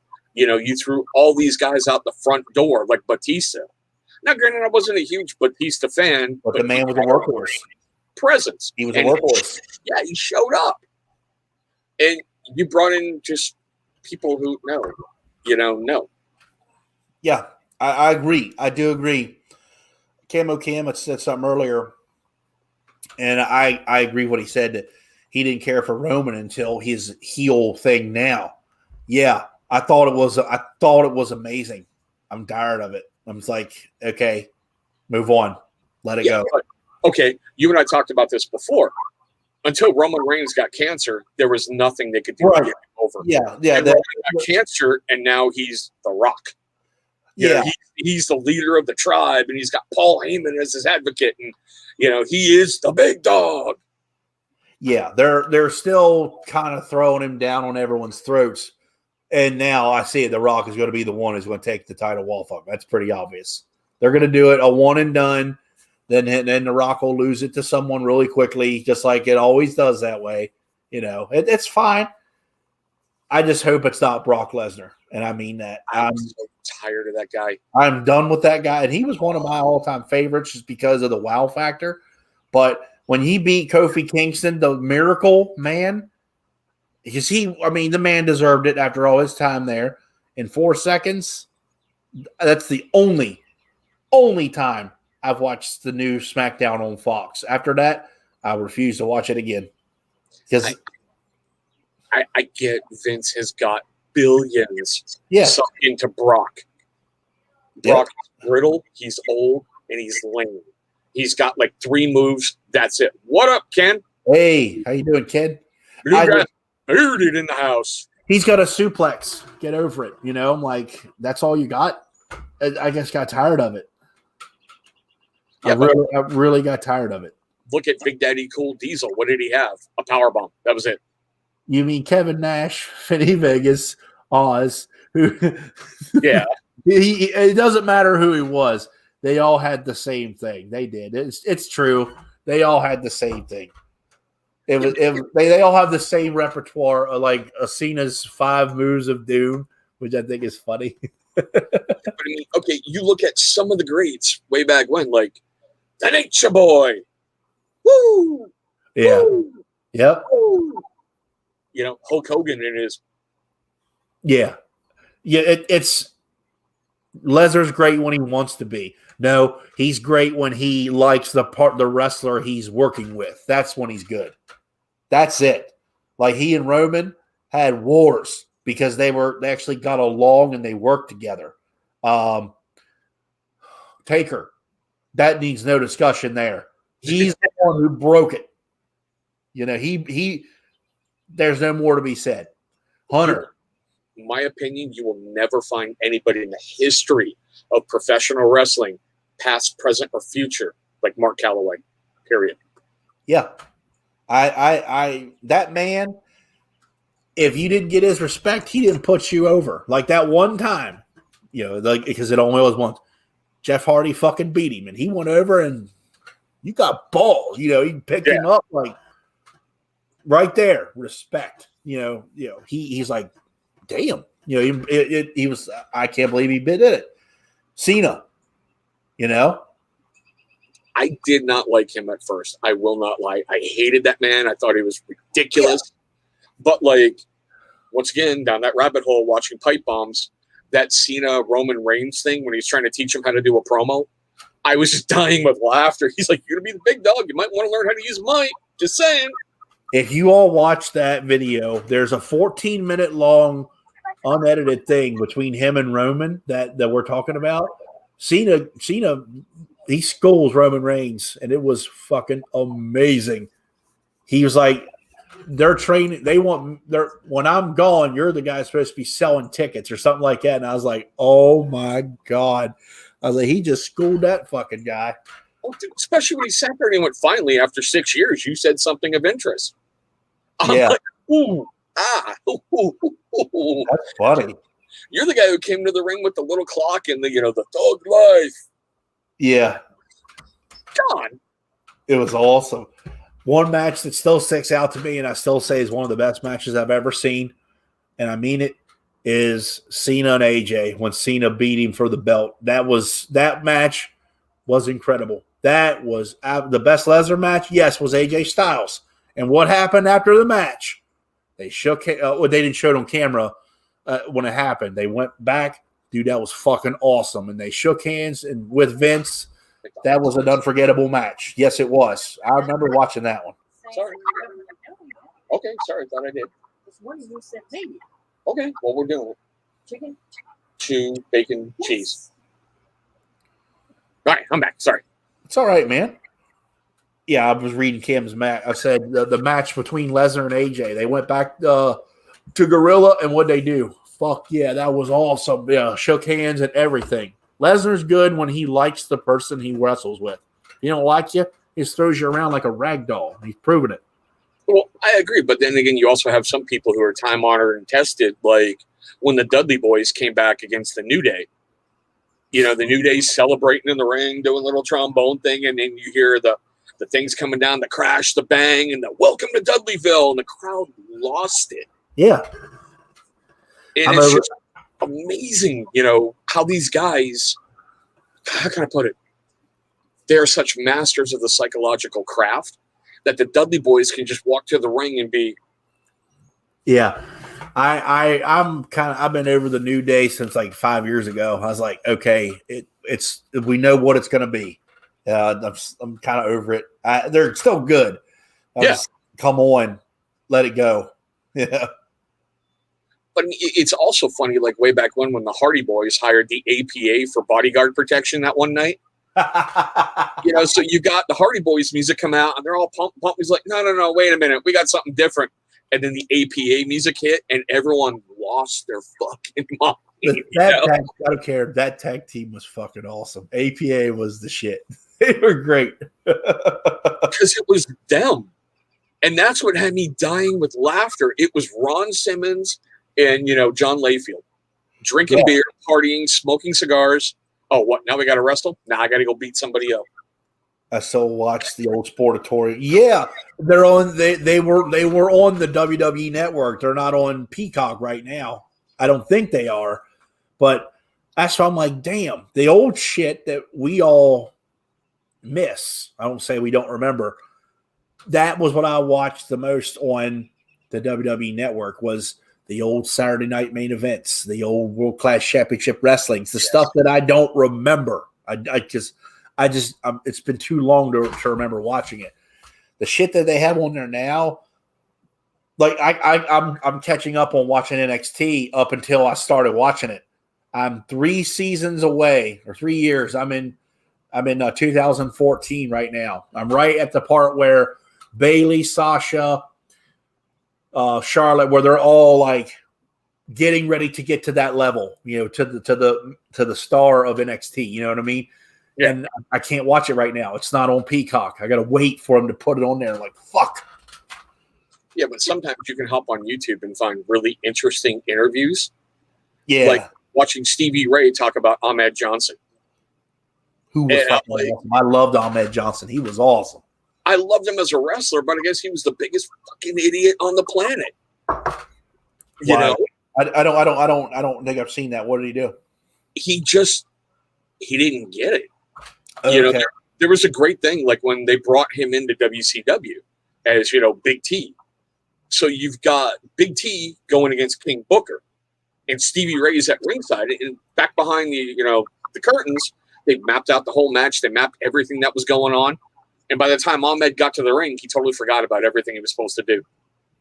So you've got Stevie Ray and Booker T trying to carry him in a match, and they're busting a gut on the outside, trying to hide it from everyone, going, this motherfucker has no clue what's going on, does he? Or like when in the WWE, when Ahmed wrestled The Undertaker, Ahmed thought he was winning the belt. So you got Cornette going up to him and going, hey, you ready for this? I don't know, Jimmy. I don't know. I don't know if I'm ready for the strap. And it's like, have you talked to Vince? And he's like, why? You might want to talk to Vince. Oh, I didn't know that. I was like, wow. One of the best NXT entrances ever. Yeah, that right there was one of the greatest moments in NXT history. Yes. The only thing I don't like about Shinsuke Nakamura is that hour-long entrance that he does. Yeah. It's like a full-body seizure with him trying to get to the ring. Look who walked in the door, the fucking big-timers themselves. Oh, my gosh. They think they're big-timers, but do you have a belt? Do you have one? No, you don't. You might want to step up your game there, little man. Just saying. What do you got on that? Y'all ain't got nothing on that. You got nothing. Chris, do you watch New Japan? I haven't in a while. I would like to, because there's some great rivalries that happen there, like AJ Styles and Shinsuke, and how they were able to bring it stateside to the WWE and just keep it going and having fun. Yeah, I will honestly say I haven't watched New Japan for a very long time. I think the last time I watched it was when Mauro was announcing. That's how long it's been, you know. I will always say Mauro Ranallo is probably my favorite announcer, just from his career in NXT. I was like, oh, that was fucking great. Yeah, He was. Speaking of announcers, they make the show. Yeah. I never really realized. Like, I grew up with Gorilla Monsoon and Bobby Heenan. All right. Yeah. And then you had like Jesse the Body swapping in, the Macho Man swapping in. Even when Roddy Piper could, well, get his ADHD under control and get behind the desk. It was that I don't know what I like more, the announcer or the match. But like Joey Styles made ECW. Yeah. Can you tell me one pay-per-view where you didn't hear, oh my God? And he's the only, consecutively, he's the only commentary team solo. Never in history is there, he's the only person. Yeah. Think about it. They didn't have, it was Joey. That was it. The last time it happened on WWE was when Jerry Lawler had his heart attack on camera. That was the one and only time that they had it with just one person. When Michael Cole was there, he couldn't do it because he was so worried about Jerry. They didn't have an announcer for 20 minutes left of Raw. I don't know if people remember that. They just wrestled to a camera. And Camo Cam, yes. Because once the WWE gave them the boot, I saw it coming. What's that? The Bullet Club going to AEW. Oh, that'd actually be pretty damn awesome. Yes, I agree 100%, Billy. Samoa Joe is a better commentator than Michael Cole. I loved Jim Ross when he was in his prime. Yeah. Before he had, I think, his second stroke. Yeah, right. I mean, there's only so many times I can hear Hellfire and Brimstone and they killed him. My God, they killed him. Yeah, I agree. I'd have to say my favorite, or if I had to pick a combination, it'd be Mauro, Bobby Heenan, or if I want a different route, Jim Ross, Corey Graves. Yeah, just keep Vince McMahon away from a color commentary. Yeah. I would Jim Ross and Corey Graves, like, that'd be a team to work. That'd be great. Mauro and Bobby Heenan would be hilarious. Or actually another one who kind of fell into it. Wade Barrett's not doing a bad job on NXT. He's actually pretty funny. Yeah, but you got to like with Corey Graves. His career failed, but Helmsley went, you're going behind the desk. Yeah. You've given us so much. We're not giving up on you. Here's a new lease on life. And he embraced it, and he did a great job. He really did. Yep. I think it sucked because I did watch that actual live when he had to retire on camera. I was like, oh man, that sucked. Because he said it. It was at an NXT event, and he's like, I got news to tell you. This is what's going on. He goes, next week I'll be doing that. I was like, wow. I was like, man. Yeah, Undertaker and Foley commentary. Yeah, that. Because they had no clue what was going to go on. No. They had a live mic, and they had no clue. Yeah, that's funny because they've even said it in their documentaries. Mick told Mark, throw me off and he wouldn't do it. So he said, finally, fuck it. And he threw him off the fucking thing. He didn't want to do it. Yeah. Throw me off the thing. No, fine. Holding out for COVID to see God will show up, and I don't know. You know what? I was sitting there thinking because Camo Cam, I think he's the one who said it. Let me pull up think about this. What if Samoa Joe went to the Bullet Club? Joe's got a lot left in that tank. Yeah. I firmly believe he's good for another 10 years. Now, the Big Show, no, he's done. That's why he went to AEW. Let's not talk Foley. I was asking great questions last week and got ignored. I don't know what happened last week. Mick Foley was on Dancy Bearded's channel for his launch with Mythical Beards. Foley had a great 45-minute segment. Oh, okay. I'm sorry. I did not know. I did not know anything about it. It's called Full Yeti. But Billy Rogers, I'm going to give you this one. All right, brother? And this is no disrespect. I'm going to say this respectfully about Jay Cruz.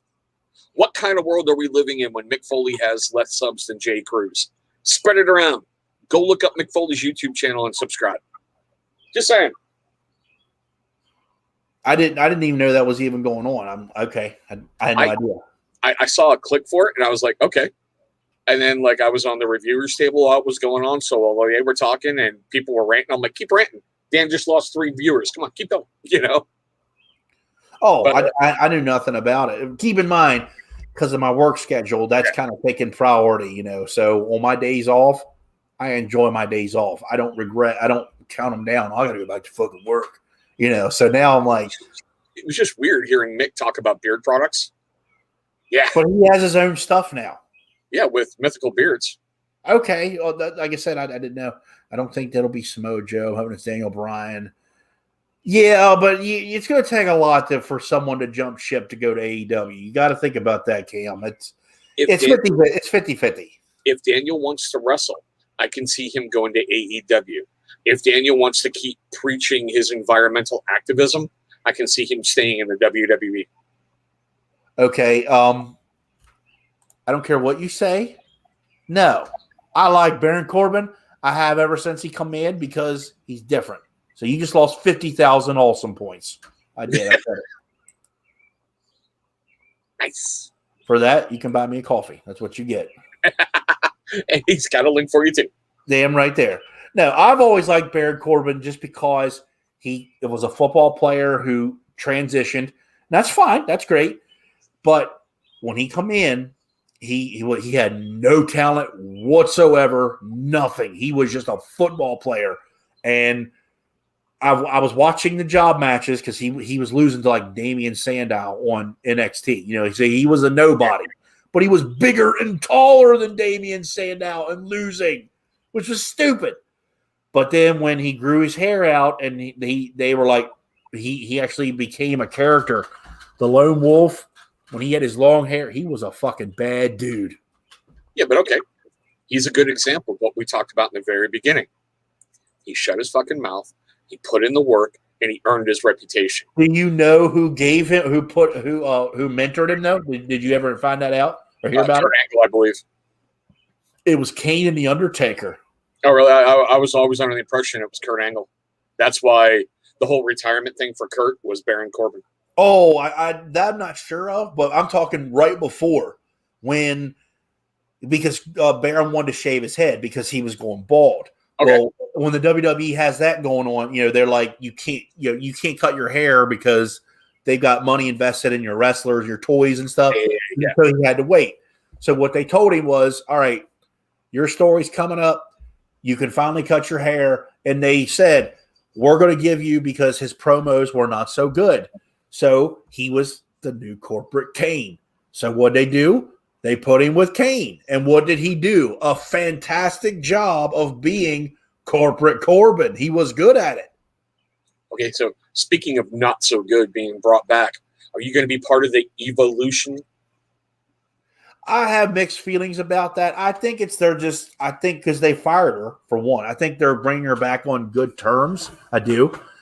You know, they're like, okay, let's see what you got this time around. But I think they're really going to say, all right, because if you follow her on Instagram, she turned her life around. Like she's physically fit, like really good. Well, but what do you remember most about her before? She was horrible on NXT because they booed her out of the ring. And also she didn't do anything on TV other than her clothes kept falling off. That was it. There was 2 things. She beat Asuka for the very first time before Asuka went on her undefeated reign. Asuka's last loss was to Ava Marie. And yes, the wardrobe malfunctions. That's it. And they also, her as the woman on Total Divas who lied to get where she was because she was supposed to be a dancer and studied and all that shit. And Fandango made her look like a fucking moron. I actually watched that. And I was like, you fucking moron. You a model who lied to get in that company. Well, Corbin is great, but needs to get rid of the gimmick has to go. It's time for him to go back to the lone wolf, the badass son of a bitch. That's what they need. I marked so damn hard when the Mulvey brothers won the belts back in '80. Yeah. Eva brings good heat and that I think that's what they want. They want somebody that their fans hate so they can get Lana and people like her over. That's, I think, their intention. Well, Lana also put in the work. I remember her first couple matches. It was like, honey. She's not bad. She's not, but she was never a wrestler. She's working it up now. She's not bad for what you got to give her time. Give them time. They're giving her the TV time, and she's earned it. I got to give her that. And she's gotten her ass destroyed by Shayna and Nia like tons of times, so she's earning it. Well, anybody who gets in the ring with Nia and comes out clean, you earn a shot. She pinned her. Or no, she threw her to the table. That's right, she threw her to the table. She earned her match. She did. I'm not a big women's wrestling fan anyway. I'm just tired of it. I'm like, I'm not knocking it. Like, make it fucking better, WWE. You've got all the talent in the world. Give them a fucking chance. It's a lot better than the damn gravy bowl matches they used to have. Yeah. The swimsuit matches. Ooh, yeah. NXT women's wrestling is where it's at. Like, and look right now. Rhea Ripley. She's fucking awesome. She's a beast. Rhea Ripley's a fucking beast. Bianca Belair is the best athlete the WWE has. It's proven because they have their own combine. Thank you, Camo Cam. He bought me a coffee. And who's the other champion? I'm sorry. Lost my train of thought. Who's the women's champion? I called her old name. Raquel Gonzalez. Okay. She was Reina Gonzalez in the Mae Young Classic. She was bigger. She was out of shape. And in 2 years, the woman is now the face of NXT. I'm like, she worked her ass off, and they gave her a reward for it. Well, look at the life-changing money you can earn in wrestling. Yeah. I mean, from John Cena with that stupid buzz cut that he had, coming out and going, ruthless aggression. And now look at that mansion he lives in. I mean, I think they knew that he was going to be the thing because before that, he had that blonde hair. He was the prototype. He was, Raw's making Ripley look like a placeholder. Yeah, it's really fucking sad because that is a young 23, 4-year-old wrestler who's put in her fucking work in UK and NXT, and now she's the Raw champion. She beat the famous Asuka, who Kurt Angle called Asuka, I will say, which was hilarious. They have an awesome fucking champion in Rhea Ripley. Yes. And she could destroy everybody on that damn roster. All of them. I mean, like when she got her plug, whatever, ripped out, was bleeding during the match and didn't even call it. Whereas most people be like, she beat Asuka. She beat Shayna for the belt in NXT. She beat Toni Storm for the belt in UK. I mean, that's three big name wrestlers right there. And then she jobs to fucking Charlotte because of something that they promised her for nothing. Okay, let's not get me started down a Flair rabbit hole. That is without a doubt, and I'm saying it on camera, and I hope some wrestling person actually watches this in the future ever. The WWE has wasted Ashley Fleer's career because it's no secret. I am the biggest Ric Flair fan you all know. Is he the best? No, but his reputation, he's the best wrestler ever. That girl could have been such a better fucking athlete and a better star if they would let her do her own thing instead of following her daddy's fucking footsteps. Yeah, like, did anybody not see her lifetime suspension happening right after Andrade was given his release? Yeah. It was such a fucking, it's all a fucking joke. That wrestler, I get so sick and tired of them saying her name. I get tired of hearing about her. If there's one wrestler I do not like, it's that one.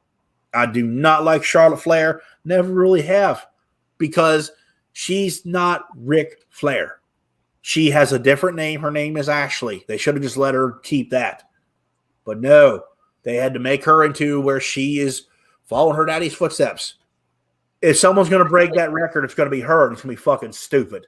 Her entrance music is more of a sped up Ric Flair music. It is. Coming out with the whole, like Rick did, holding the robes open all the way down to the ring. She's got a little bit of a rock music vibe to it. That's about it. But it's fucking, I can't stand seeing her. Don't like her. Never have.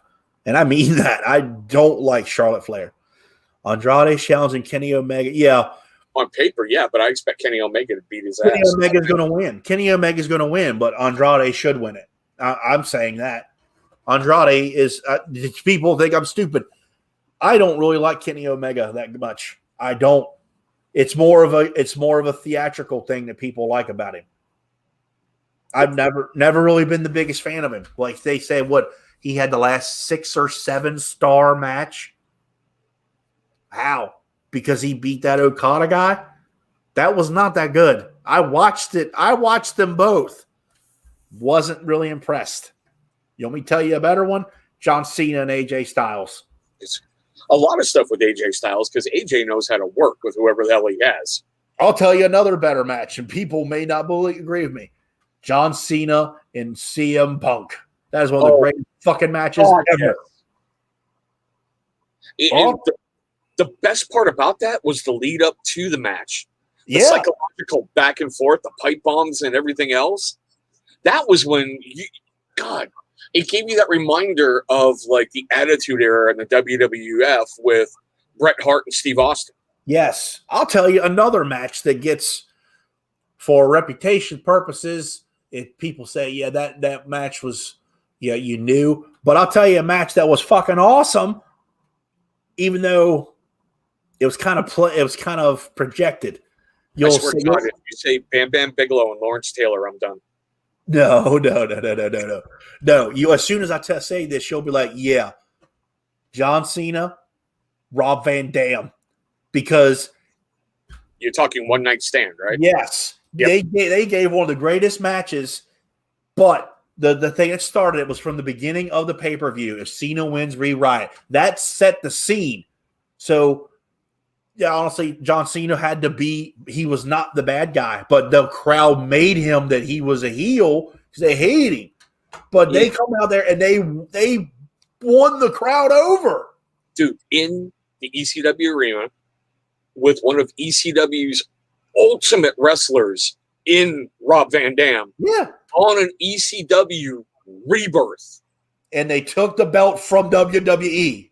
And I love the fact that Rob showed up the next night on Raw with Paul, and he's like, "Hey, Paul, it spins," and it's sat there spinning the WWE around. Exactly. I'm like, Rob, are you high right now? What the hell?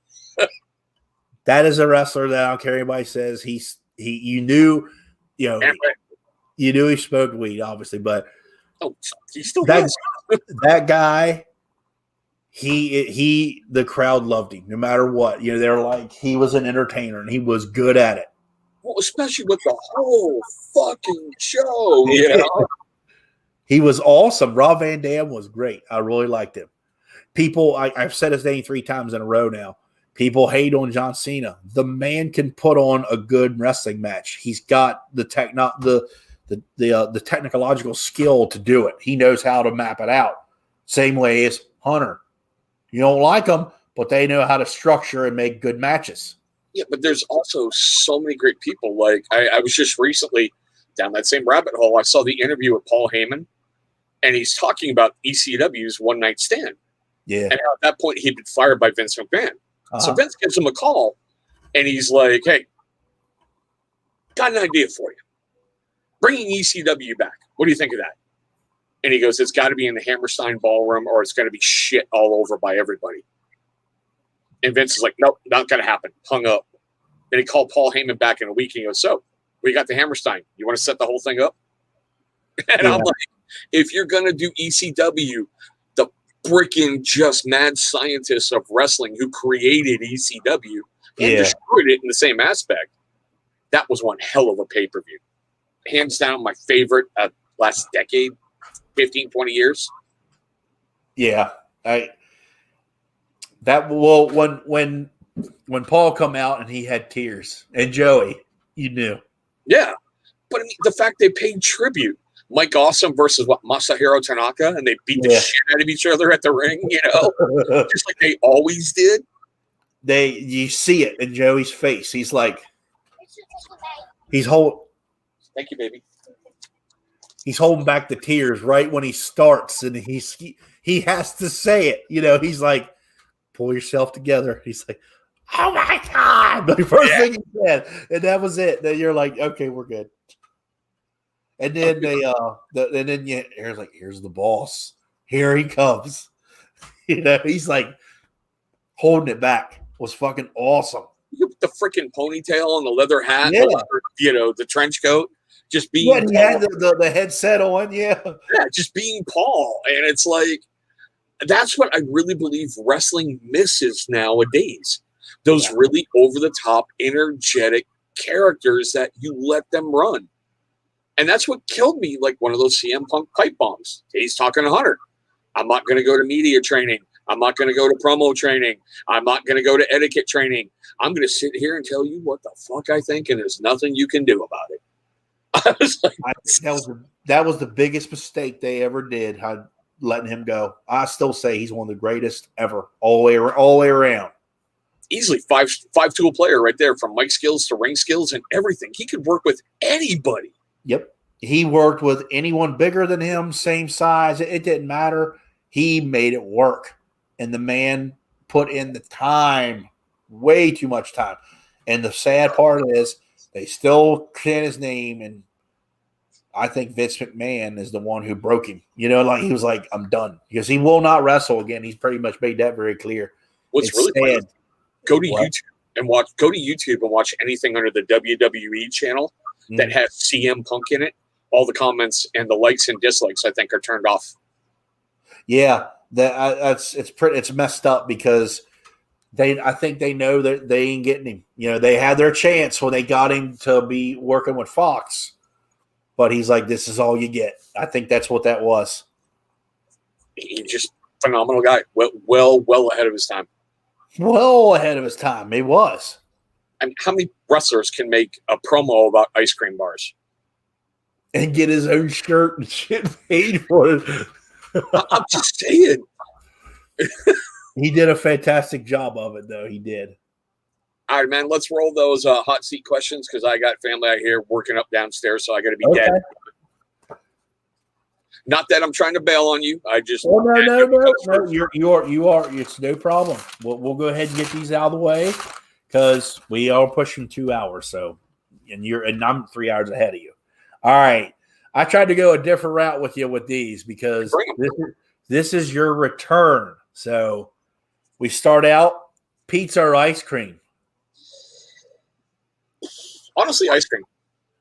What flavor? Cookies and cream. Fuck yeah. Your go-to handgun. Glock 19. On the spot, your worst beard product experience. Caveman bourbon, orange and bourbon beard oil. Okay. That's the only time I have ever showered, got the beard ready to go, applied the product, and went back in the shower. It had to come out that quick. All right. Now, this one, I was hoping you would have gotten the homework. Culture Wall or Johnny Cash? Okay. So, after hearing him, I like him. And like I told you in the green room, he reminds me of Chris Ledoux and Johnny Cash. He has that presence with that voice.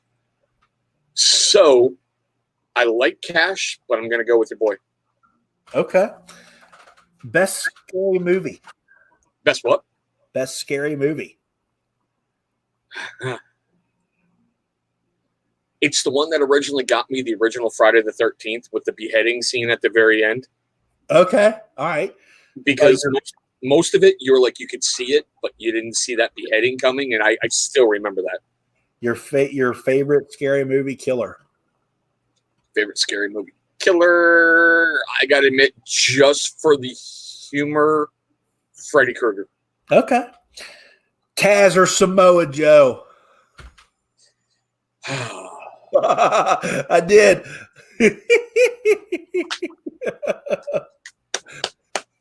You sticking with it, eh? Yes. Okay. Okay. Who has the best fast food burger? In my area, Yeah, in your area. I gotta go with Carl's Jr. because I don't have that many where I'm at for Okay. fast food. I'm talking like pulling through a drive-through. I So wish that's I had our Hardy. We have Hardee's here. Yeah, I wish I had Sonic somewhere close. I wish I had other stuff, but I don't. Okay. How do you make your perfect burger? I like sourdough buns, fried egg, bacon, and a medium burger. I really don't put ketchup or mustard. That egg adds that little bit and that bacon. Okay. All right. You're deer hunting, bow or gun? Bow, actually. I did not expect that. That's why I asked. Okay. I've done way too much hunting with a rifle. I think a bow and arrow. God, this could sound so bad. A bow and arrow requires a little bit more skill, a little bit more thought process, and you've got to pay attention a little bit more other than breathe, relax, aim, squeeze. Okay. Rambo or Dutch? Dutch, you're talking like Ed O'Neill movie Dutch or? Predator. Yeah, Dutch. That's what I thought. Your go-to beer? Honestly, Guinness. Okay. In their primes, Shawn Michaels or AJ Styles? Hands down, AJ Styles. Ooh, okay. Brought to the hot seat from Camo Cam in your best impersonation. Say I'm Batman. Camo, I've been ready for this one. I knew you had that, brother. Are you ready? I'm Batman. I like it. What's your favorite type of beer?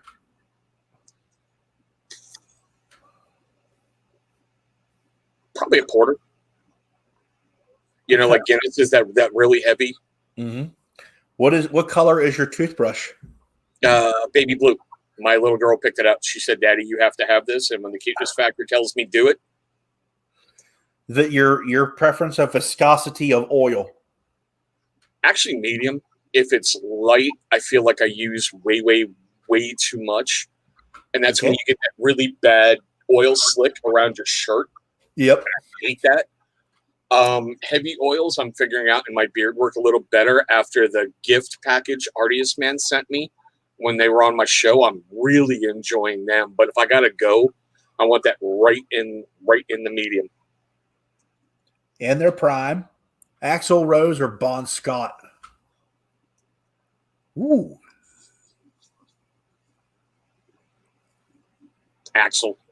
and what's your favorite song Axl ever sang? Welcome to the Jungle.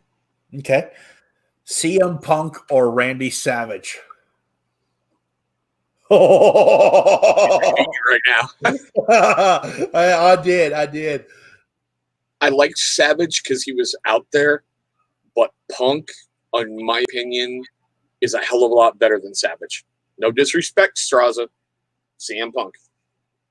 This one I tried to compare. This one is a little left field, but I compare these two for similarity purposes. Thank you, brother. Kerry Von Erich or Randy Orton?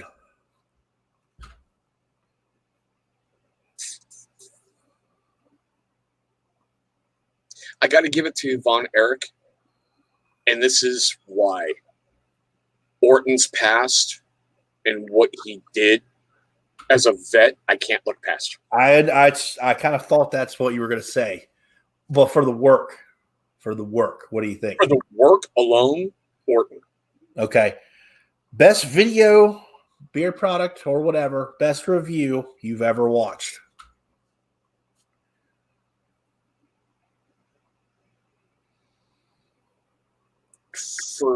It's a two-part answer.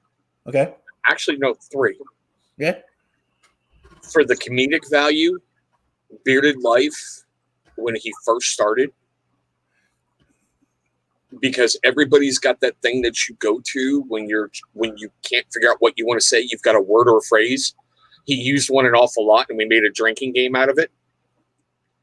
Best informational Dancy Bearded, hands down. He can't read, people. And I can't believe I'm going to say this. Oh, shit. For the most, you don't know what the fuck you're going to get when you watch that video. Scott. Oh. That's surprising. You never know going into your video which way you're going to go. Wow. Thanks, man. That I did not expect that. I did not. And by the way, check's in the mail right now. Sorry. Oh, yeah, I forgot. We're big timing it up, people. The best 3 beer channels to watch. For Dancy whatever. Bearded. Kenla Bluegrass.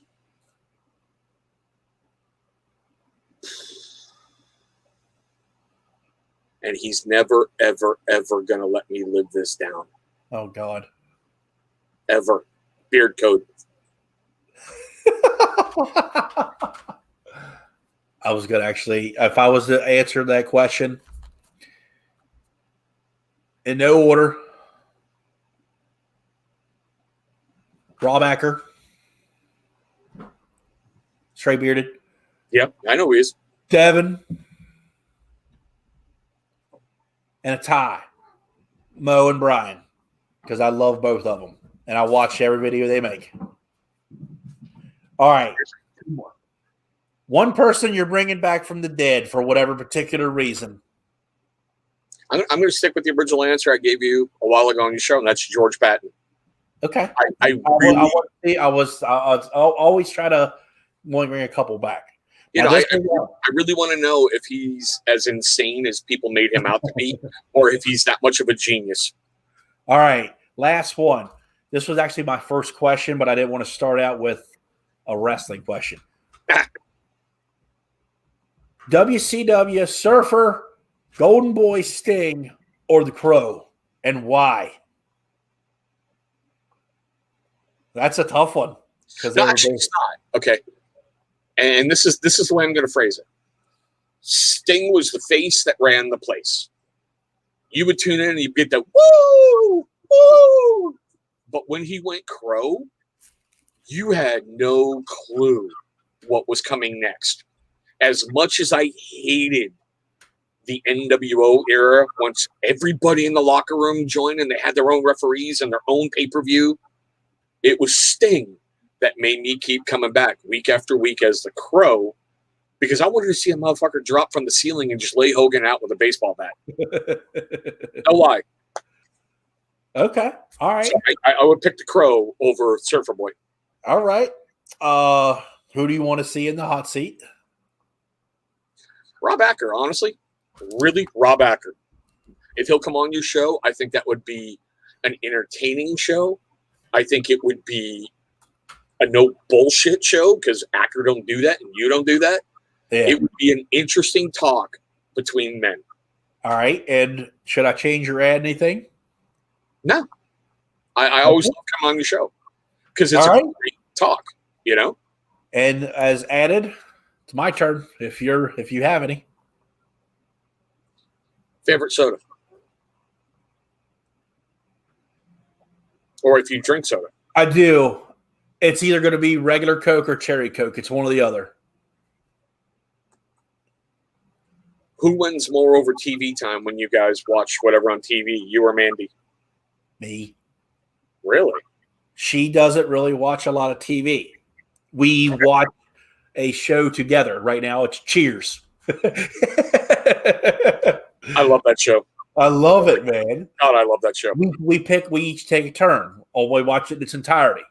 So she picked Raymond, which is my favorite show. We now have Peacock. We can watch Cheers. Nice.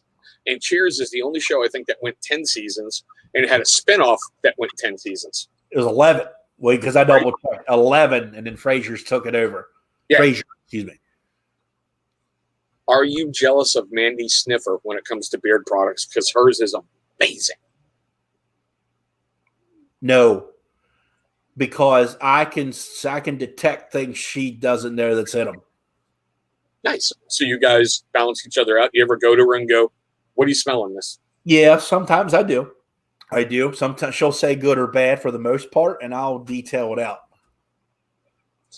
If you had to put one reviewer on the map, who would you pick? Like Go one? beard content. Yeah, go beard content. If you had to sit and go, guys, go check this channel out. You're not going to be disappointed. What you got? Devin. Code. Yeah, it's a really, really good call. Code. I would have to say Devin because I believed in that kid since day one, since he had the balls to reach out to me for the hot seat, and I didn't even know who he was. I didn't know him. I was like, oh, he's okay. A good kid. He really is a good kid. And Code, if you're watching this, your mom's the best part of you. Well, not only that, I got a shirt made from him of his logo. I remember. And before anyone gets butthurt about that mom comment, Devin and I have an allotment of how many mom jokes I get a year. Trust me, I used them up a lot last year before New Year's. And 1 minute after midnight, I texted him a mom joke going, God, that felt good. All right, bro. That's what I had for you. I wanted to keep them short and simple. All right, brother. Well, guys, we're not going to keep Chris. We're going to end it kind of quickly tonight because he's got to go to dinner because it's 6 o'clock over in his side of the country. Chris, you're the first guy to return. Are we going to have a round 3? Or are we going to tag team and we're going to bring in the cousins or something like that? I mean, we can always do that. We can do something. Dude, I'm always hoping to come back. I love hanging out with you and talking with you because, like we said in the beginning, and I think it needs to be said again, we can have a conversation as men. We can talk about uncomfortable things. We can talk about things that some people are going to go, oh, he's trying to start drama. He's doing this. He's doing that. No, it's we cut through the bullshit, say what we got to say, and we always leave as friends. That's right. And that's what we're going to do tonight. Guys, it's been great. Congratulations to Tim, Strictly Bearded. Contact Chris here for your winnings from Johnny Slicks. Thank you to Johnny Slicks for the giveaway. And fuck the world from Taz and the Washington area. Thank you very much for being a part of it tonight, Chris. Oh, I loved it. I loved every minute of it, brother. And everybody, enjoy your Mother's Day weekend. Keep on bearding. And guys, tune in tomorrow to the Reviewers Table. It's going to be over on Bearded Life's channel. Remember, we got to keep making fun of him about foot rubs with his girlfriend. Eventually, he's going to cave. Everybody have